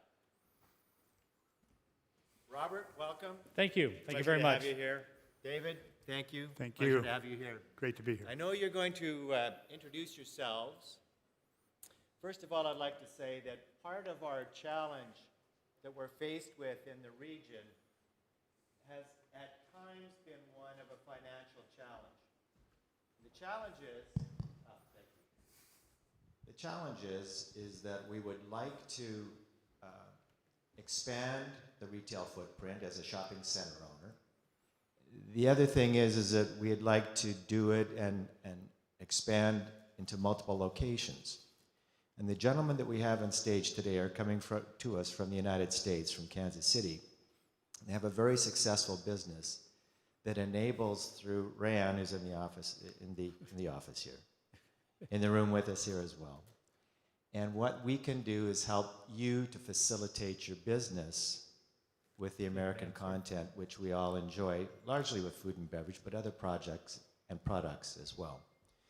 So Robert, why don't you introduce yourself to start with? Very good. Well, thank you very much, David, for being here. We realized we forgot to get the clicker for our brief presentation. Again, as David said, I'm Robert Junk. I'm with APHIS, also stands for American Franchise Export Services. I'm here with the managing partner for APHIS, David Junk, who also happens to be my older brother. Older, wiser brother. So that's what he says. You know, we still debate that over Thanksgiving. But as David said, our company is actually part of a larger company that we have back in the United States. And that group began exploring international possibilities within the healthcare field back in 2005 is when we had our first international projects from the other divisions within the parent company. In 2011 was our first project in the GCC with a contract for the Saudi Ministry of Health at King Fahad Medical City. In 2016, we had the good pleasure of being able to meet Rayan Azab and his ASDEF group. And with Rayan, he had introduced our company to look at areas outside of healthcare. And so in 2018, we formed APHIS, as we call it, to help clients through the financing or alternative financing arrangements that they may need using U.S. goods and services. So you're probably thinking, so why U.S.-backed funding? We'll go through a couple things here, but when we think of the global economy, I know everyone in this room is global economy, the United States consumes 20% of that global economy. So a major factor there, and that's one of the reasons to consider the U.S. funding. So because of that 20%, and I'm sure you all have seen this, a lot of consumer trends within the U.S. become global or international trends. We just had a conversation about Nike in the previous presentation. Obviously, these are all well-known U.S. brands that started and expanded globally, but I think the real issue is looking at the next. And so, you know, everyone in this room has maybe seen these new franchises, these new brands. 5 years ago, they weren't here, but now they are, and they're becoming the up-and-comers. So what we're looking for, and I think everyone in this room is looking for, what is that next icon? What is that next one that is going to go around the world? And again, a lot of that's being driven these days by social media. And again, social media influence out of the United States as well as globally. Now your buyers have instant access to products everywhere around the globe. So in the past, we sort of saw influence from the United States coming from print and film media. Today, we see it coming from the social media influence. So a moment ago, I spoke and said, you know, 20% of the international market is consumed in the United States. Yet, the United States population only makes up 5% of the world population. And so many businesses who think, oh, I'm doing great just being a U.S. business, they need to look outside of the U.S. because the market share is so much larger that more and more companies are now understanding that and realizing it's more competitive to stay in the United States. It's a much better environment if you go outside and seek that larger market. And what that also has led to, you know, U.S. trade negotiations have been very prominent in the news in the last year or so. But this actually started back in the 90s, a few administrations back, in which they developed a mandate for U.S. businesses to increase exporting by 5% a year. So, and they looked at having companies, not only just the large companies doing it, but also the small and medium-sized companies. So to do that, the U.S. government set up incentive packages in place, both to encourage the U.S. companies as well as to look for funding opportunities for our international clients that are buying the products.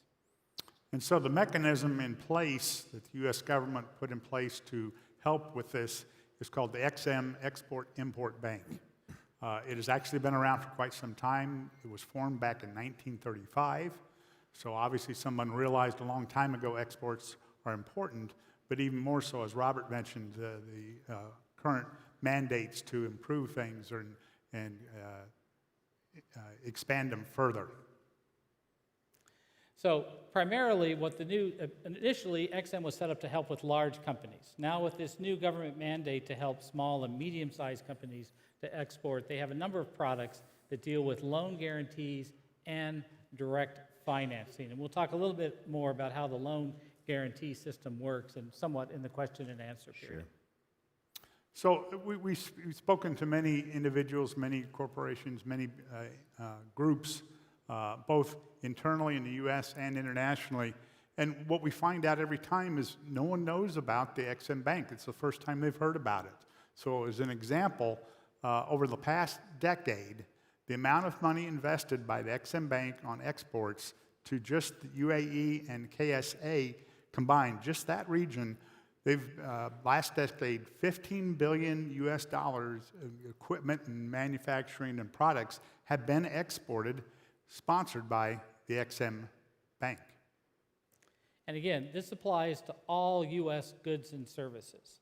So here, obviously, we're talking about the retail trade, but it's not just brands, it's not just franchises, it can be retail IT, it can be retail support services, it can be store fixtures, it can be anything that essentially is a U.S. product or a U.S. service. So if you're hiring marketing firms that are based in the U.S., that is considered under a U.S. goods and service, and we can help you with financing for that. But it also goes through all elements of both construction, agriculture, and IT. So one of the things, you've heard us say this many times now, U.S. products. We're trying to export U.S. products. And so that's probably the highest component or the number one reason that the XM will fund something is because it is a U.S. product. But luckily, someone figured out that just exporting it is probably not the best deal. We need to make sure we can export it and get it installed. Accordingly, while the product needs to be U.S., they did allow and say, look, we understand there's a component needed in the local market, whoever purchases it, to, and for example, we'll pick retail, food franchise or something. They purchase some large freezers or coolers or whatever. Well, those have to be installed once they get here. And so they allow, as a part of the financing package, up to 30% of their loan can be local content that is non-U.S. product. So we have here just a really quick, easy math example as to how this works. So in this example, we have an international buyer looking to buy approximately $10 million worth of U.S. goods, services, and products. As David said, we're allowed an additional 30% of that for local content, for taxes, for transportation, for installation. So we are now looking at a funding package of $13 million. So we can look at a project cost. They are also going to be looking for the international buyer to have equity within the overall. So in this example, we showed a 30% equity. So we have a project that's $18.5 million, but we can bring financing for that for $13 million of it. Now, 30% is probably the mark that XM would like to see. We can go below that 30% equity, but again, it all becomes part of the application process. So why APHIUS? Why are we a part of this? And that leads to basically, we're here to help you meet the requirements of the XM Bank to get your loan approved. One of the other requirements is that you have to have a U.S. sponsor. We would be that U.S. sponsor. We would help you package things. We would help you export. Again, we can help you check that off the list to make sure that's a part of your application. So as David said, sometimes when you're importing products, what you don't want to have to do with XM is you don't have to go through multiple applications for each one of the products you're doing. So APIUS in the US can sort of be a bundled exporter for you. So we can take multiple lines that you might be looking at, bundle them into one export package and one application to XM Bank. We can also, through our contacts here and ASDEF, the ASDEF group, we can help you facilitate connections between US companies that are looking to expand and companies within the region that are looking to have these US brands.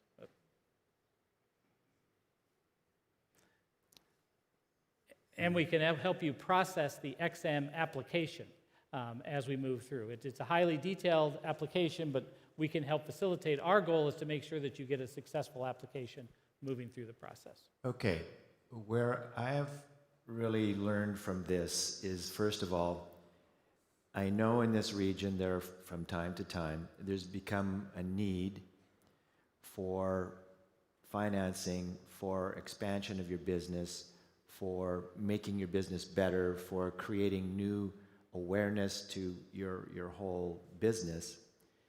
And one of the reasons why, as an organizer for this event, I was so pleased to invite these gentlemen, Robert and David, to come on stage with me was because it's unusual in a retail event that we're hosting to be able to provide an alternate source of financing from a credible source for something that will enable and facilitate your business. So it's unusual that we're able to do this kind of thing, but it doesn't just stop with retailers. It also, for the retail goods, but it also includes so many other facets of the retail industry that I think I wanted you to all be aware of.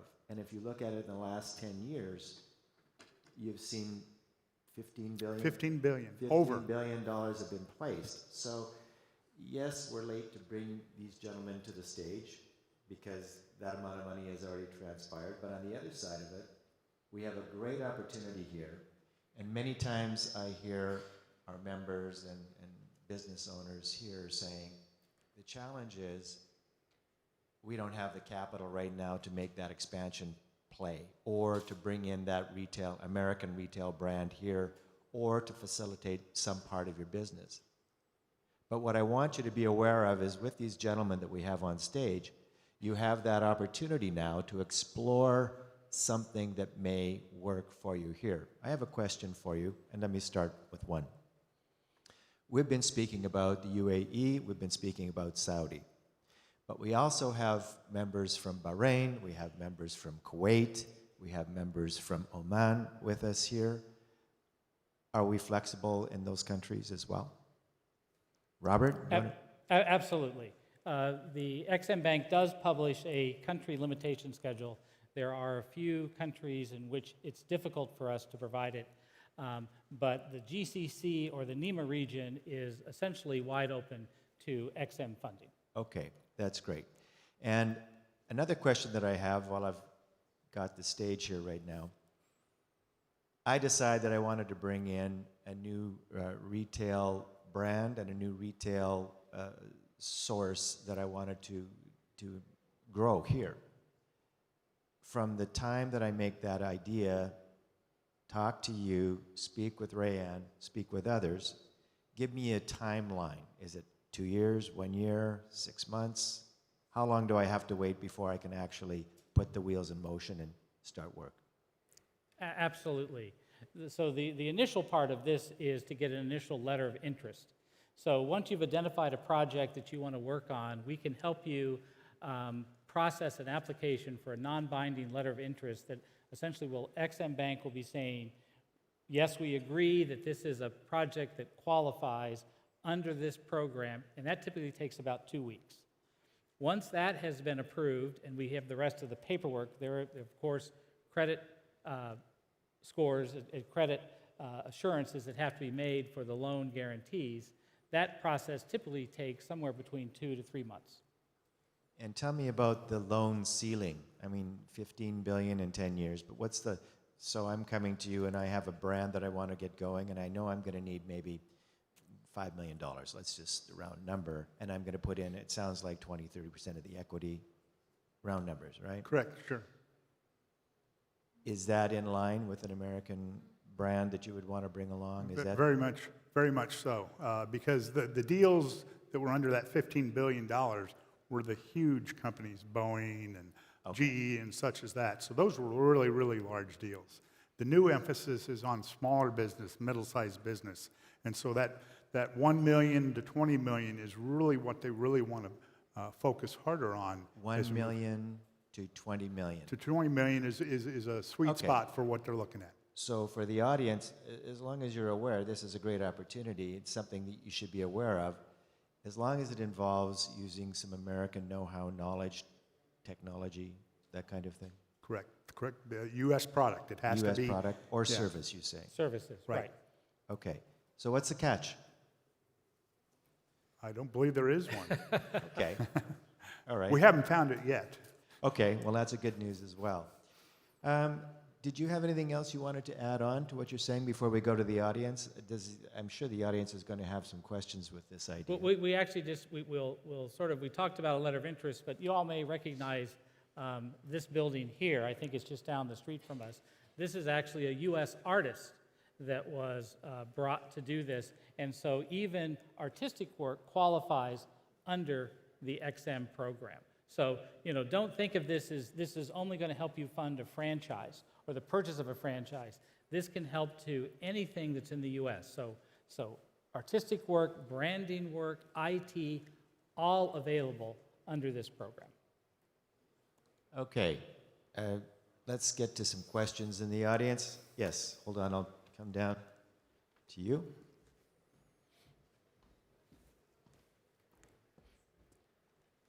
Great, thanks, Leah. You can pass the microphone along.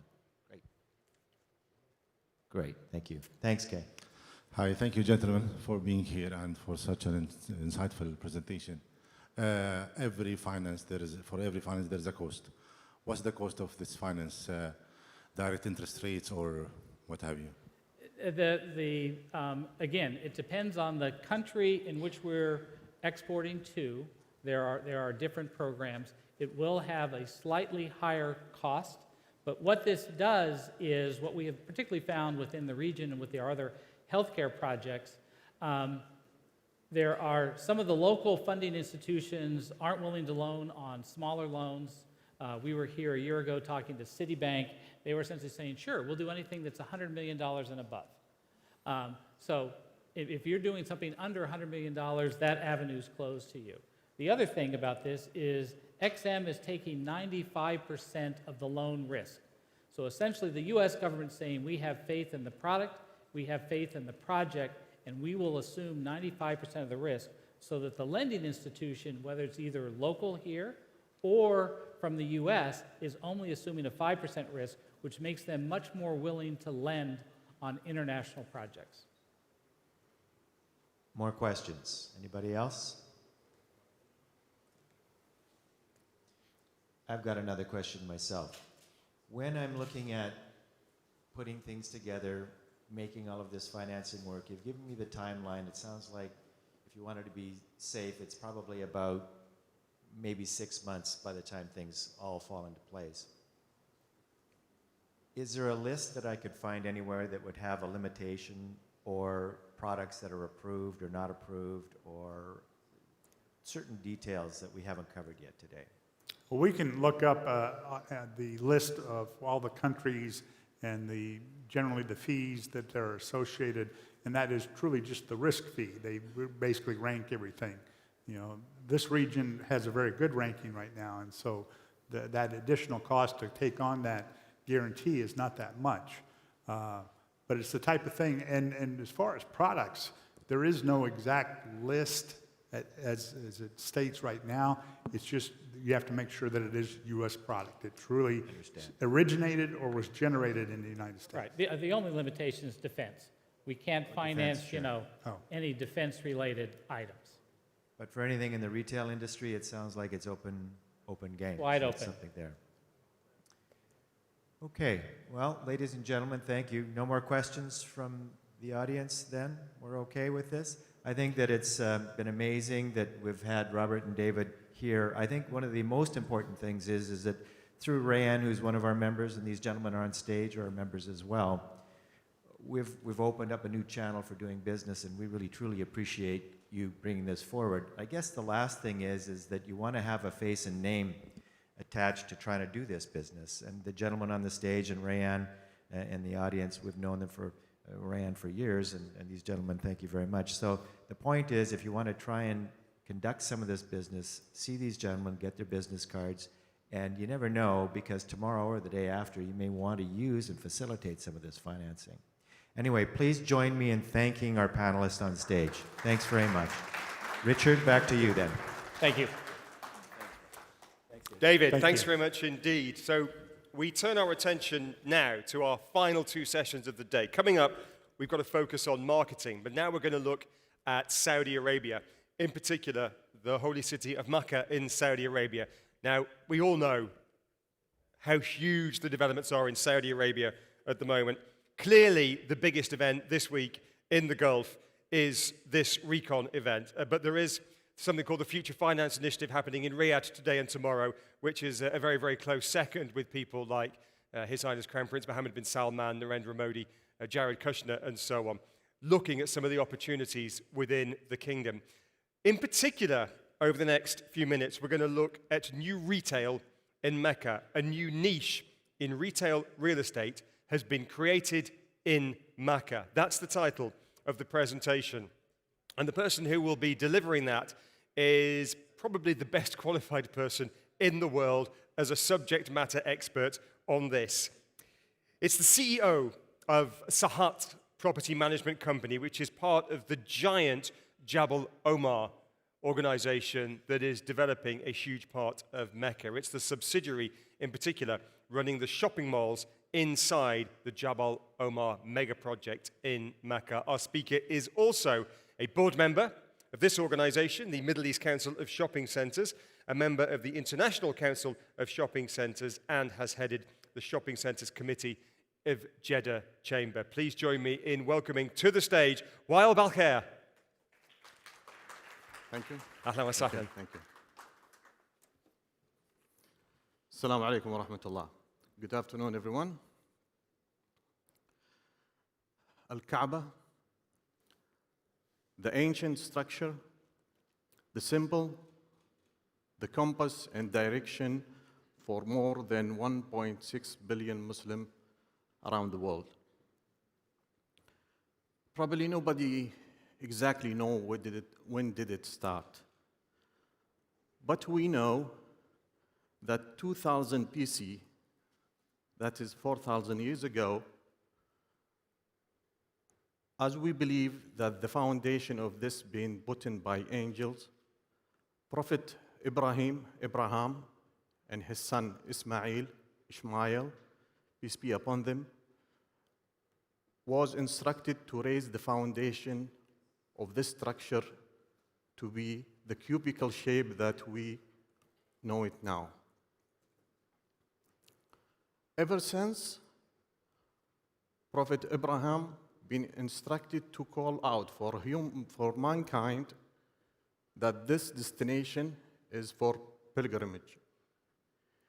And it's been ever since. And this is where the story of Mecca began. Ladies and gentlemen, really I'm honored to be talking about this story. And before I introduce myself, talking about Mecca retail, the past, present, and future, I would say I am fortunate to be born and raised in this city, as many of Mecca people been raised to be serving the pilgrims. And exactly near this traffic light behind Mecca municipality, and near one of the projects, mega project to come, which is gonna be called Dakhar City, we used to distribute water and refreshment for the pilgrims there. That is 1.2 kilometers away from the Grand Mosque.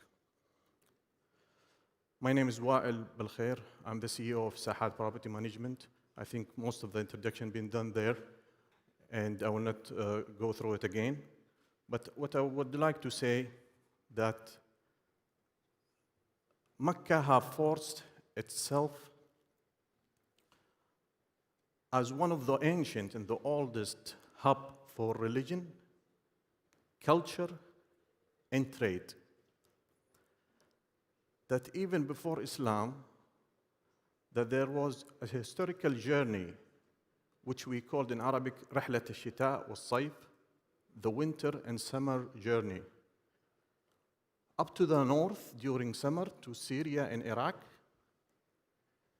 and down south to Yemen during the winter. The traders go there, bring the goods to Mecca to make the trade with the pilgrims coming to the area.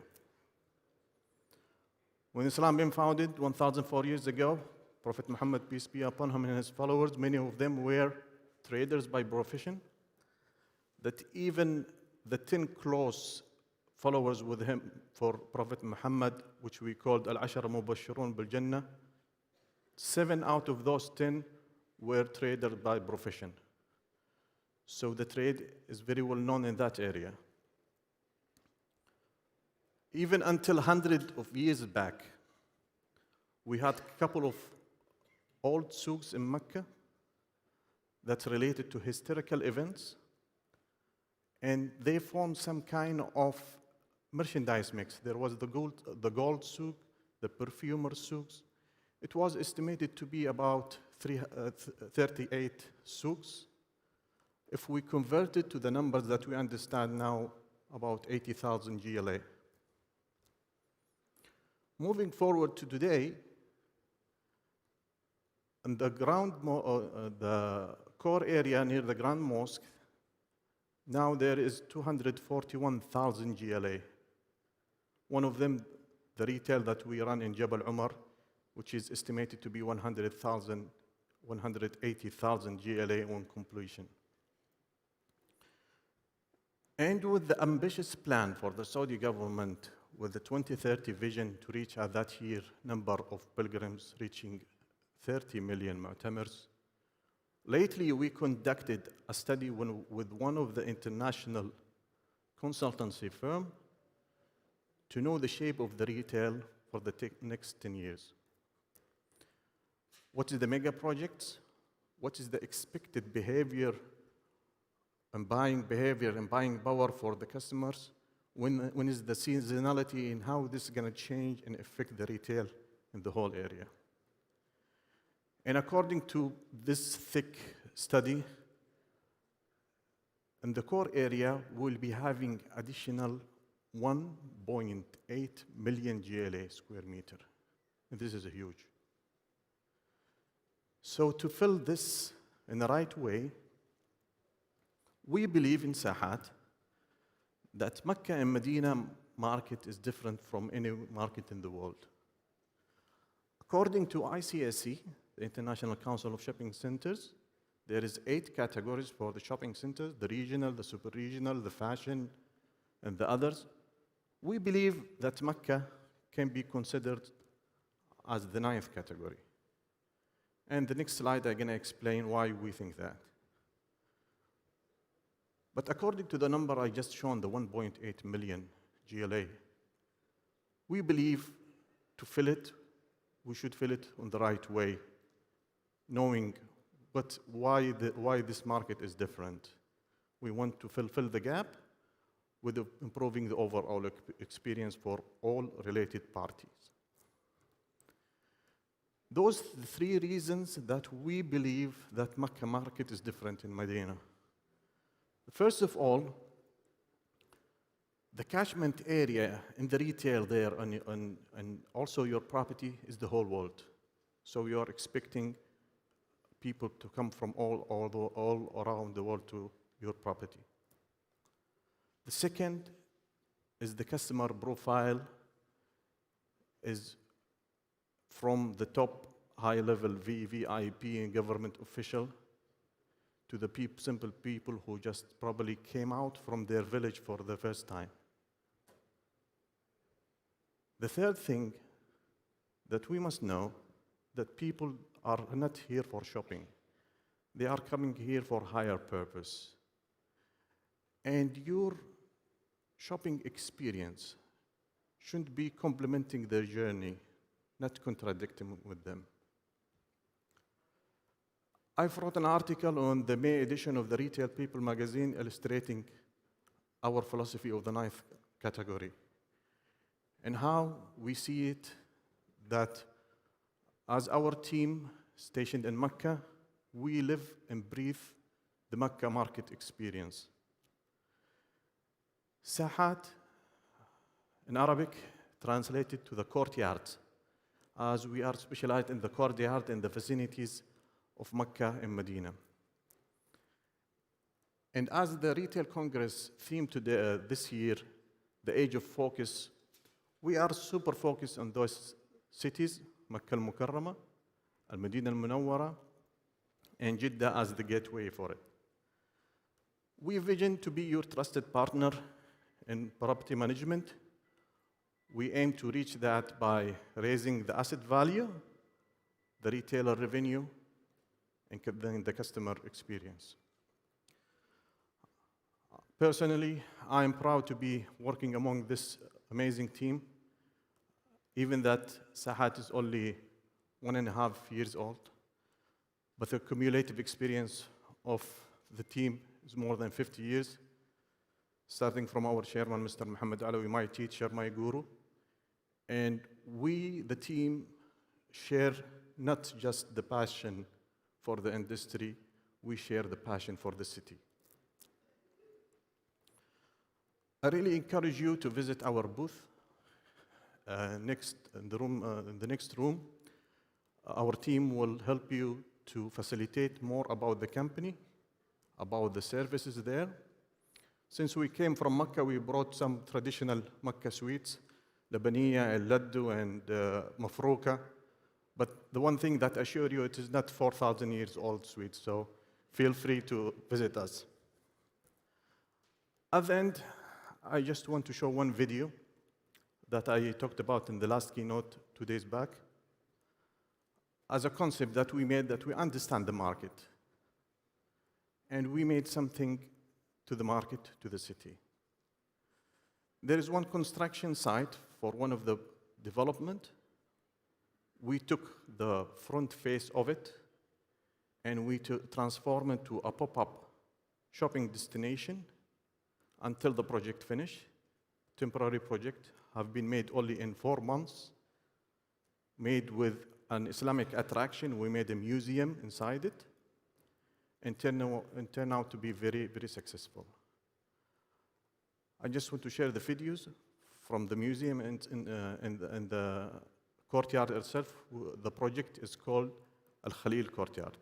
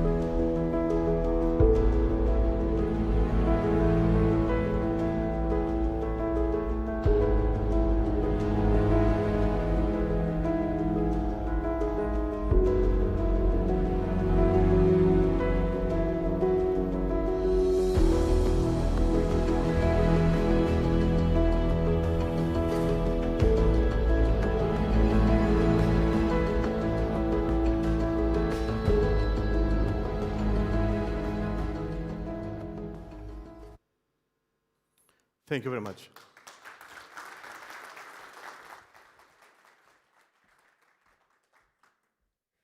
Engineer Weil, shukran jazeelan. What a beautiful presentation.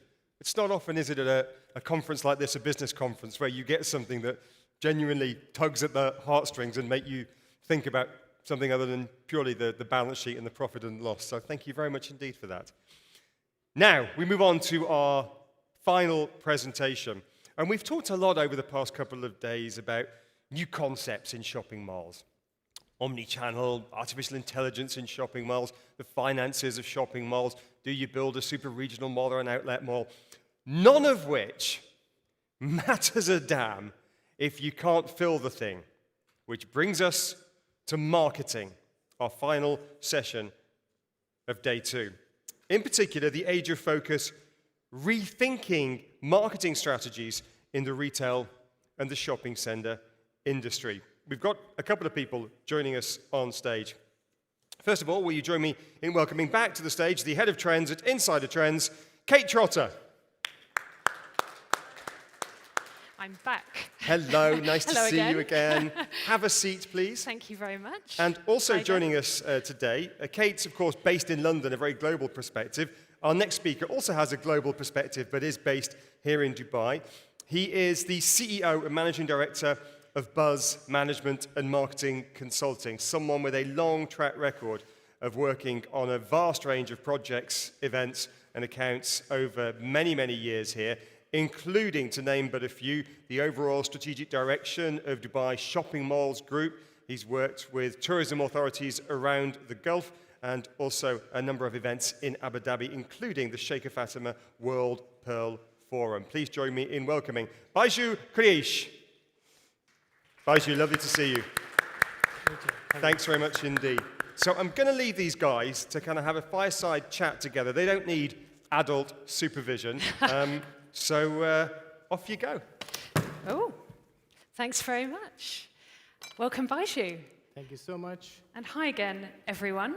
So we're going to have a chat about a few things. Mainly, I'm going to be picking Baiju's brains on his areas of expertise, his top tips for malls and retailers. But do have a think about what questions you would like to ask him. Because to be honest, my idea of a perfect session is one where I say nothing at all, where you just fire lots of questions at him and find out exactly what you want to know. So I'll start by, well, you can introduce yourself, but then we'll pass the mic around and see what questions there are. So, hi, Baiju. Hey. Would you like to give us a little bit more of an in-depth introduction to who you are?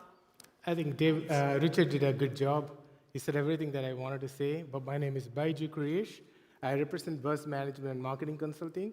We work with pretty much all the malls in city and also with several retail groups for the last 12 years. And also we work with governments. We work with the Dubai tourism, Abu Dhabi tourism, as well as we've launched both the summer and the winter campaigns in Qatar. That was a few years ago, and they are continuing their journey. So one of the expertise when it comes to malls that we work very closely with them is the retail calendar. So we in Dubai have something called a Dubai retail calendar. In a way, whatever that we do here in Dubai is replicated in the region. So this Dubai retail calendar is a product of the Dubai tourism. The beauty of this city is that the government does a lot. They lead the narrative, they build seasons, and it's a good opportunity for the retailers and the malls to sort of, let's say, jump into the conversation and then do their bit. So that way we've been lucky that we've been working with all of this. This gives us a completely different perspective about the challenges, the day-to-day challenges. We deal with the events managers, the marketing managers. When it comes to the retailers, we deal with the brand managers. So what you perhaps get from me or during this conversation is pretty much what happens on ground. We have the C-suite, the CEOs here.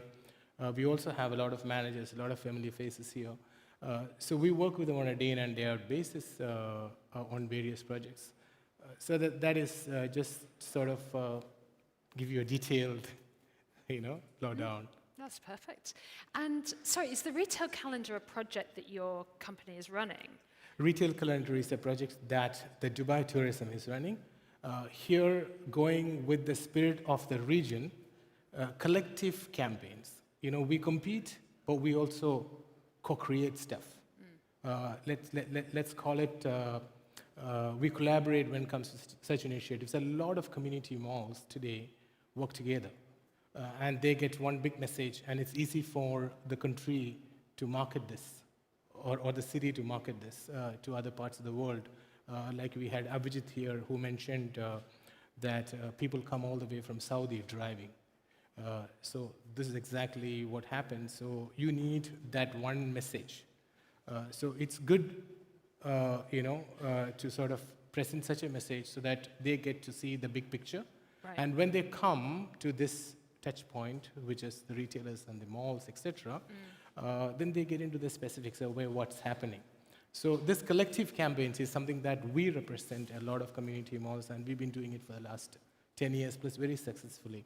Now, the other industry that have done it very successfully for the last 25 years is the gold and jewelry industry. That is why the city is called the City of Gold. And they have done a tremendous job. That is why you have the highest per capita consumption of the gold and the diamond in the city. They have gone to an extent to create an infrastructure for the industry. You have something called Dubai Multi-Commodity Center. We don't mine gold.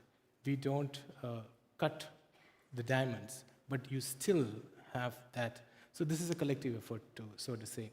So that is the culture in this region, that you compete and then you collaborate.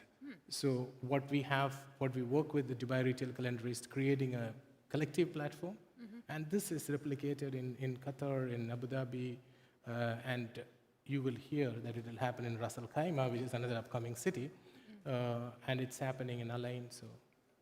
Great. And I was having a look at some of the projects that you run with your clients. You've got such a great range to talk about, but is there one project that you feel sums up what you do really nicely, or one project that you're particularly proud of that you can tell everyone about? You see, as an organization, we at Buzz, we rebranded ourselves. I was at a conference in Facebook headquarters a couple of years ago. We had Richard Edelman, you know them, who said that we are moving away from PR. He said that the PR, the way that we know PR is dead. So going to content. We've been in content business for the last 10 years, and we are the first one to set up the social media and interactive website for Dubai Shopping Festival 12 years ago. So that time when I had to tell somebody about social media, nobody understood what it was. Yeah, it almost didn't exist 12 years ago, did it? Yeah. So when Richard said that, that was in February 3 years ago. They have restructured their agency here as well. I said, as a boutique agency, what we've been thinking is correct.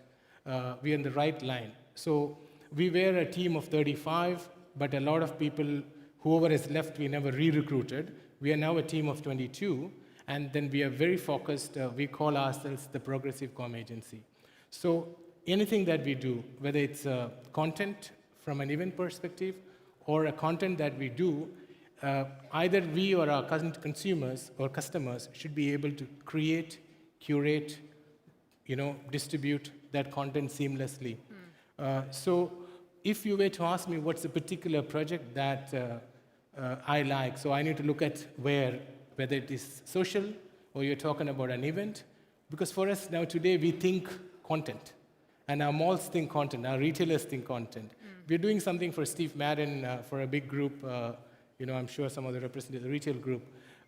I know they are thinking content today. They are not looking at setting up a stand or a booth or an event.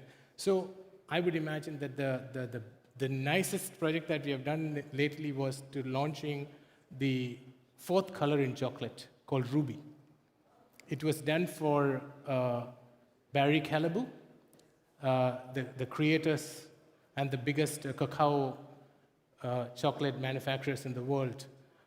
So pink color. Okay, so it's called Ruby. So that was one exciting project. Then even making Chinese car look cool. We had a challenge how to make a herbal brand, Himalaya. They launched face shaving cream for men. So suddenly we wanted to make that brand look cool to the, so that was an interesting, but there's several projects that, so I can't pick one, but perhaps the Ruby. Gosh, yeah. I think we could just spend this half hour just talking about the projects that you've worked on. And given that the theme of the conference is the age of focus, can you tell us more about how you think focus is important in developing leading strategies for malls or retailers, if you have some examples from that you want to talk about? Yeah. So when you talk about focus, the first thing that we need to understand where to focus. We are in this age of what you can say experiential marketing. So we also need to understand why experiential marketing. We heard from you that there are invitation-only spaces in the stores. So the malls are also seeing what's happening at global place. So why is that happening? We so far thought that people come in, just transact business, get out of the mall. Or is that going to be continue to be the case? Or how the buyer behavior has changed. Whether you are, how the Gen Zenials behave, or Gen X behave, or the millennials behave, or baby boomers, or people like me, we do buying differently. Or is it? We don't know. So it's a big question mark for the mall, who today need to think of them as a big content box. You see the kind of, the naming that is coming. What is it? Shoppertainment, now it's called. And then a lot of malls today would want to be seen as community malls, but why? Is it's not regional, super regional? Is it that it's more business-like? Now, when it comes to community mall, are you touching the emotions? Because today, emotions run deeper than the wallet. Greta, we know the story.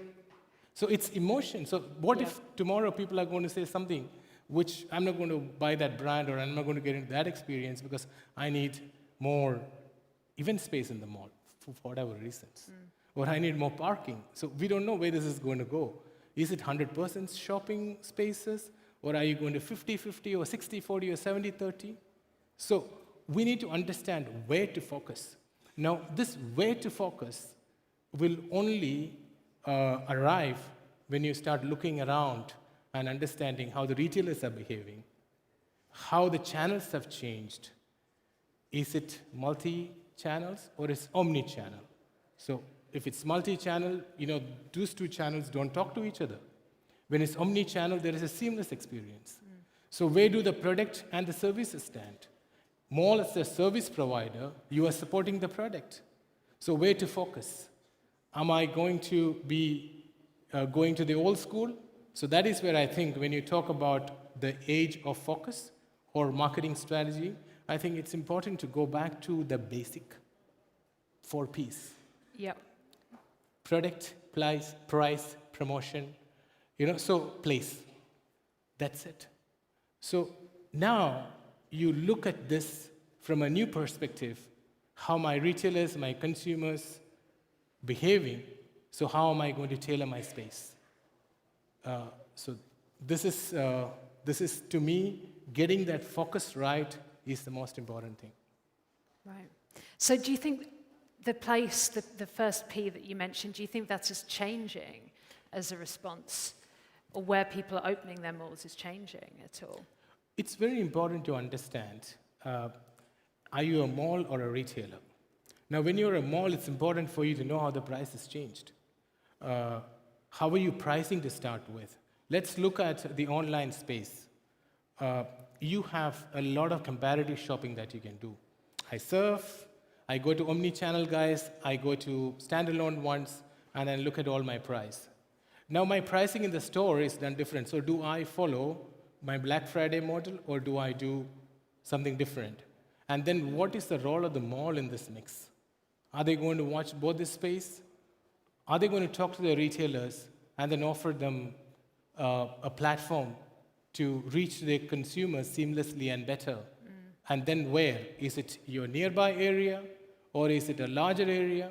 And I'm sure Westfield is doing something that what Meet My Friends is a new initiative where they are going to a geo, let's call it a community. where people can talk to each other and interact. There are malls in China is coming up with, they're tying up with Baidu.com, etc., to reach out to larger audience. They're already reaching to 1 billion people. Now, what else? You have 100 malls. I mean, you're talking Westfield with what, 8 million square meters of space, and they want to today not to expand, but they want to interact more. They want to interact more, and so if that is the place and the price and the promotion and the product, we need to rethink. I mean, you've given some excellent examples, and I thought that if I were to talk about what I see on the road and the streets, they would have already seen it. But what you have showed us today, is something unimaginable what's coming. Ah, okay, that's good. It's nice to hear. I have mail. Okay, excellent. Thank you. Top secret message. It will self-destruct in a couple of minutes. So, sorry, I could talk to you for a lot longer, but are there any questions from the audience? I think we have a microphone that's going around somewhere. So if anyone has a burning question to ask our expert in the hot seat, now is your time. You're fetching the microphone so you can think about your question. Yeah. I was also wondering, with malls focusing more, are you seeing that more malls are focusing on one specific type of customer, so the Gen Z or the baby boomer, as you say? And also I wondered, if we're talking about focusing more on particular customers, does this mean that the way we're defining them is changing? Yeah, of course, the way we're defining them has already changed, or it should. The reason being, you see, every touch point, whether I'm interacting online, offline, the need or the want is different.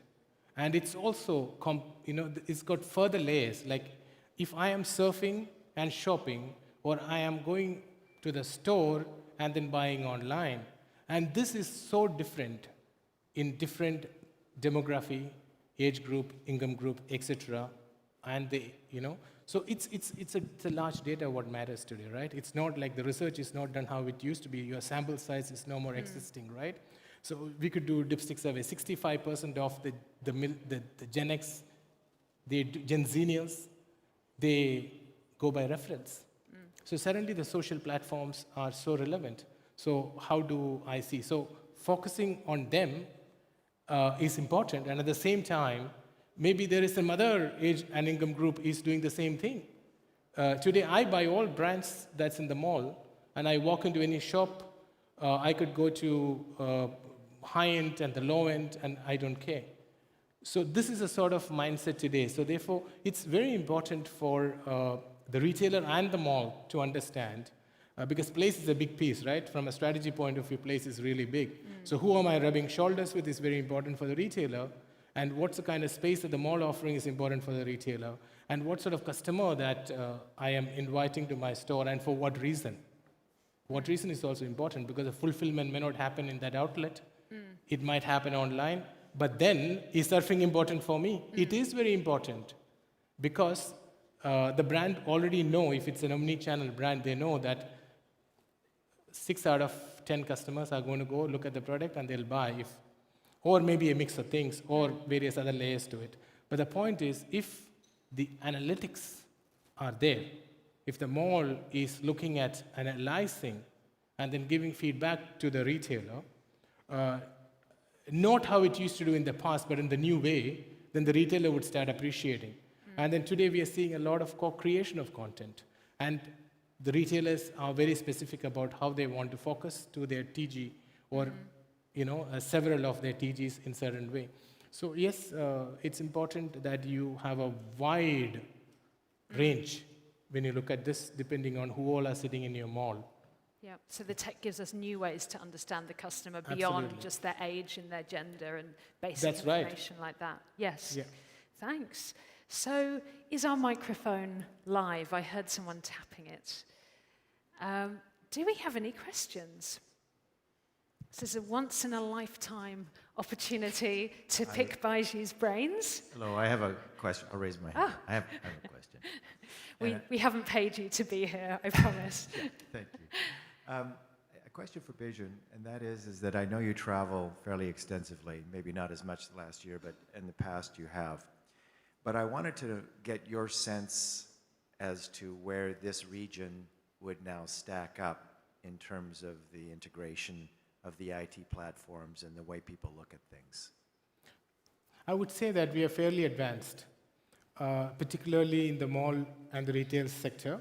First of all, we have 99% connectivity. So we already accepted the challenge that people are going to be buying from various channels.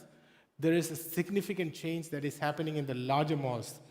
If you look at the Al Futtaim Group has recently said that we are not just in the mall business in the old sense, but we are going to be going out and offering more experiential sort of thing. So that's a big statement. And we already know what's happening in Dubai Mall. And Dubai Mall is constantly reinventing. There are experiential outlets there. You see the brands are doing it differently in this. So the retailer is learning.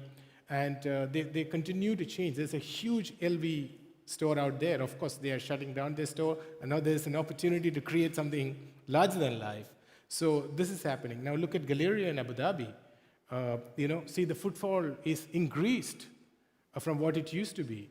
And same thing is happening in other malls as well, if you look at other markets in the so we kind of specializing in this area. Some examples that is flying around internationally is what's happening in the malls here. The strip malls, let's call it, can I use that term here?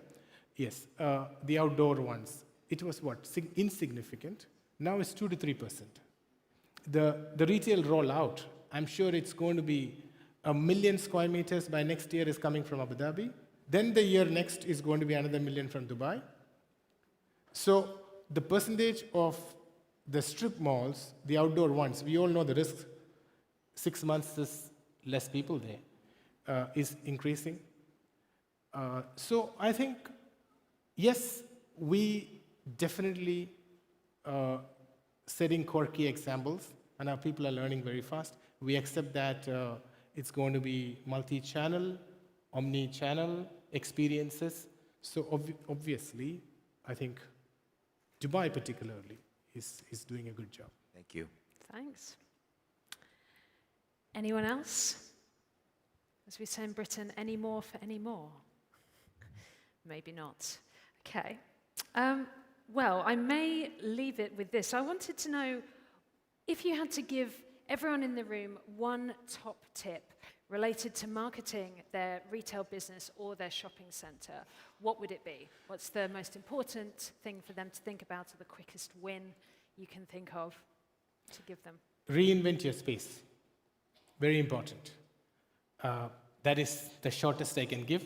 There could be 3 pieces to it. Whether you want 60-40, your entertainment space to retail, decide. Do you want to have more pop-up stores? Do it. Make it experiential. Do you want to target the younger audience in a different way? Go ahead and do it. Let me see if I actually, you're so surprised that I just put down some points and I don't want to offer it. The most important thing is differentiate your offer.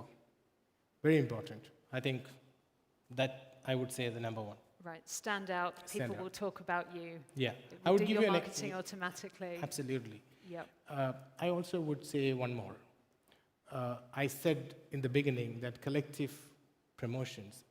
I have seen the budgets of the malls are gone down by almost 70%. Today, they spend 30% of what they used to spend 3 years ago. So agencies like ours have to give them all of the solutions at a lesser budget, and the KPIs have changed. Right. And I don't think any malls in Dubai today you will see IP shows. That used to be a trending thing. You can see it in Saudi now. I don't think anyone believes in that. They don't want to spend that kind of money. They would do small activations in the mall, and they would take how many people have interacted, stuff like that. So therefore, do more such things, and also be part of the collective campaigns when your budget is less. jump into that conversation, I'll give you an example. There was no season like fitness in this part of the world. Now, the Dubai government has taken the initiative and they created Dubai Fitness Challenge. And we will be launching very soon in Abu Dhabi a 21-day initiative, which is going to be called Shop Fit. We have all the major, the malls are part of it. They're jumping into this conversation. We will start at certain level, but it's going to sort of increase. I mean, I'm sure Dubai Fitness Challenge was not this big, but today it's like really big. You look at different type of malls, you see different type of content. And people are engaging big time, and they're spending a lot less. It's going to work for them because the larger piece is taken care by the government, which is collective promotions. Stay at it. Great. Well, thank you very much. We asked for one tip. I think we got about 5 in there. So you're excellent value for money. Thank you very much. Thank you so much. If everyone can give Baiju a round of applause. Thank you.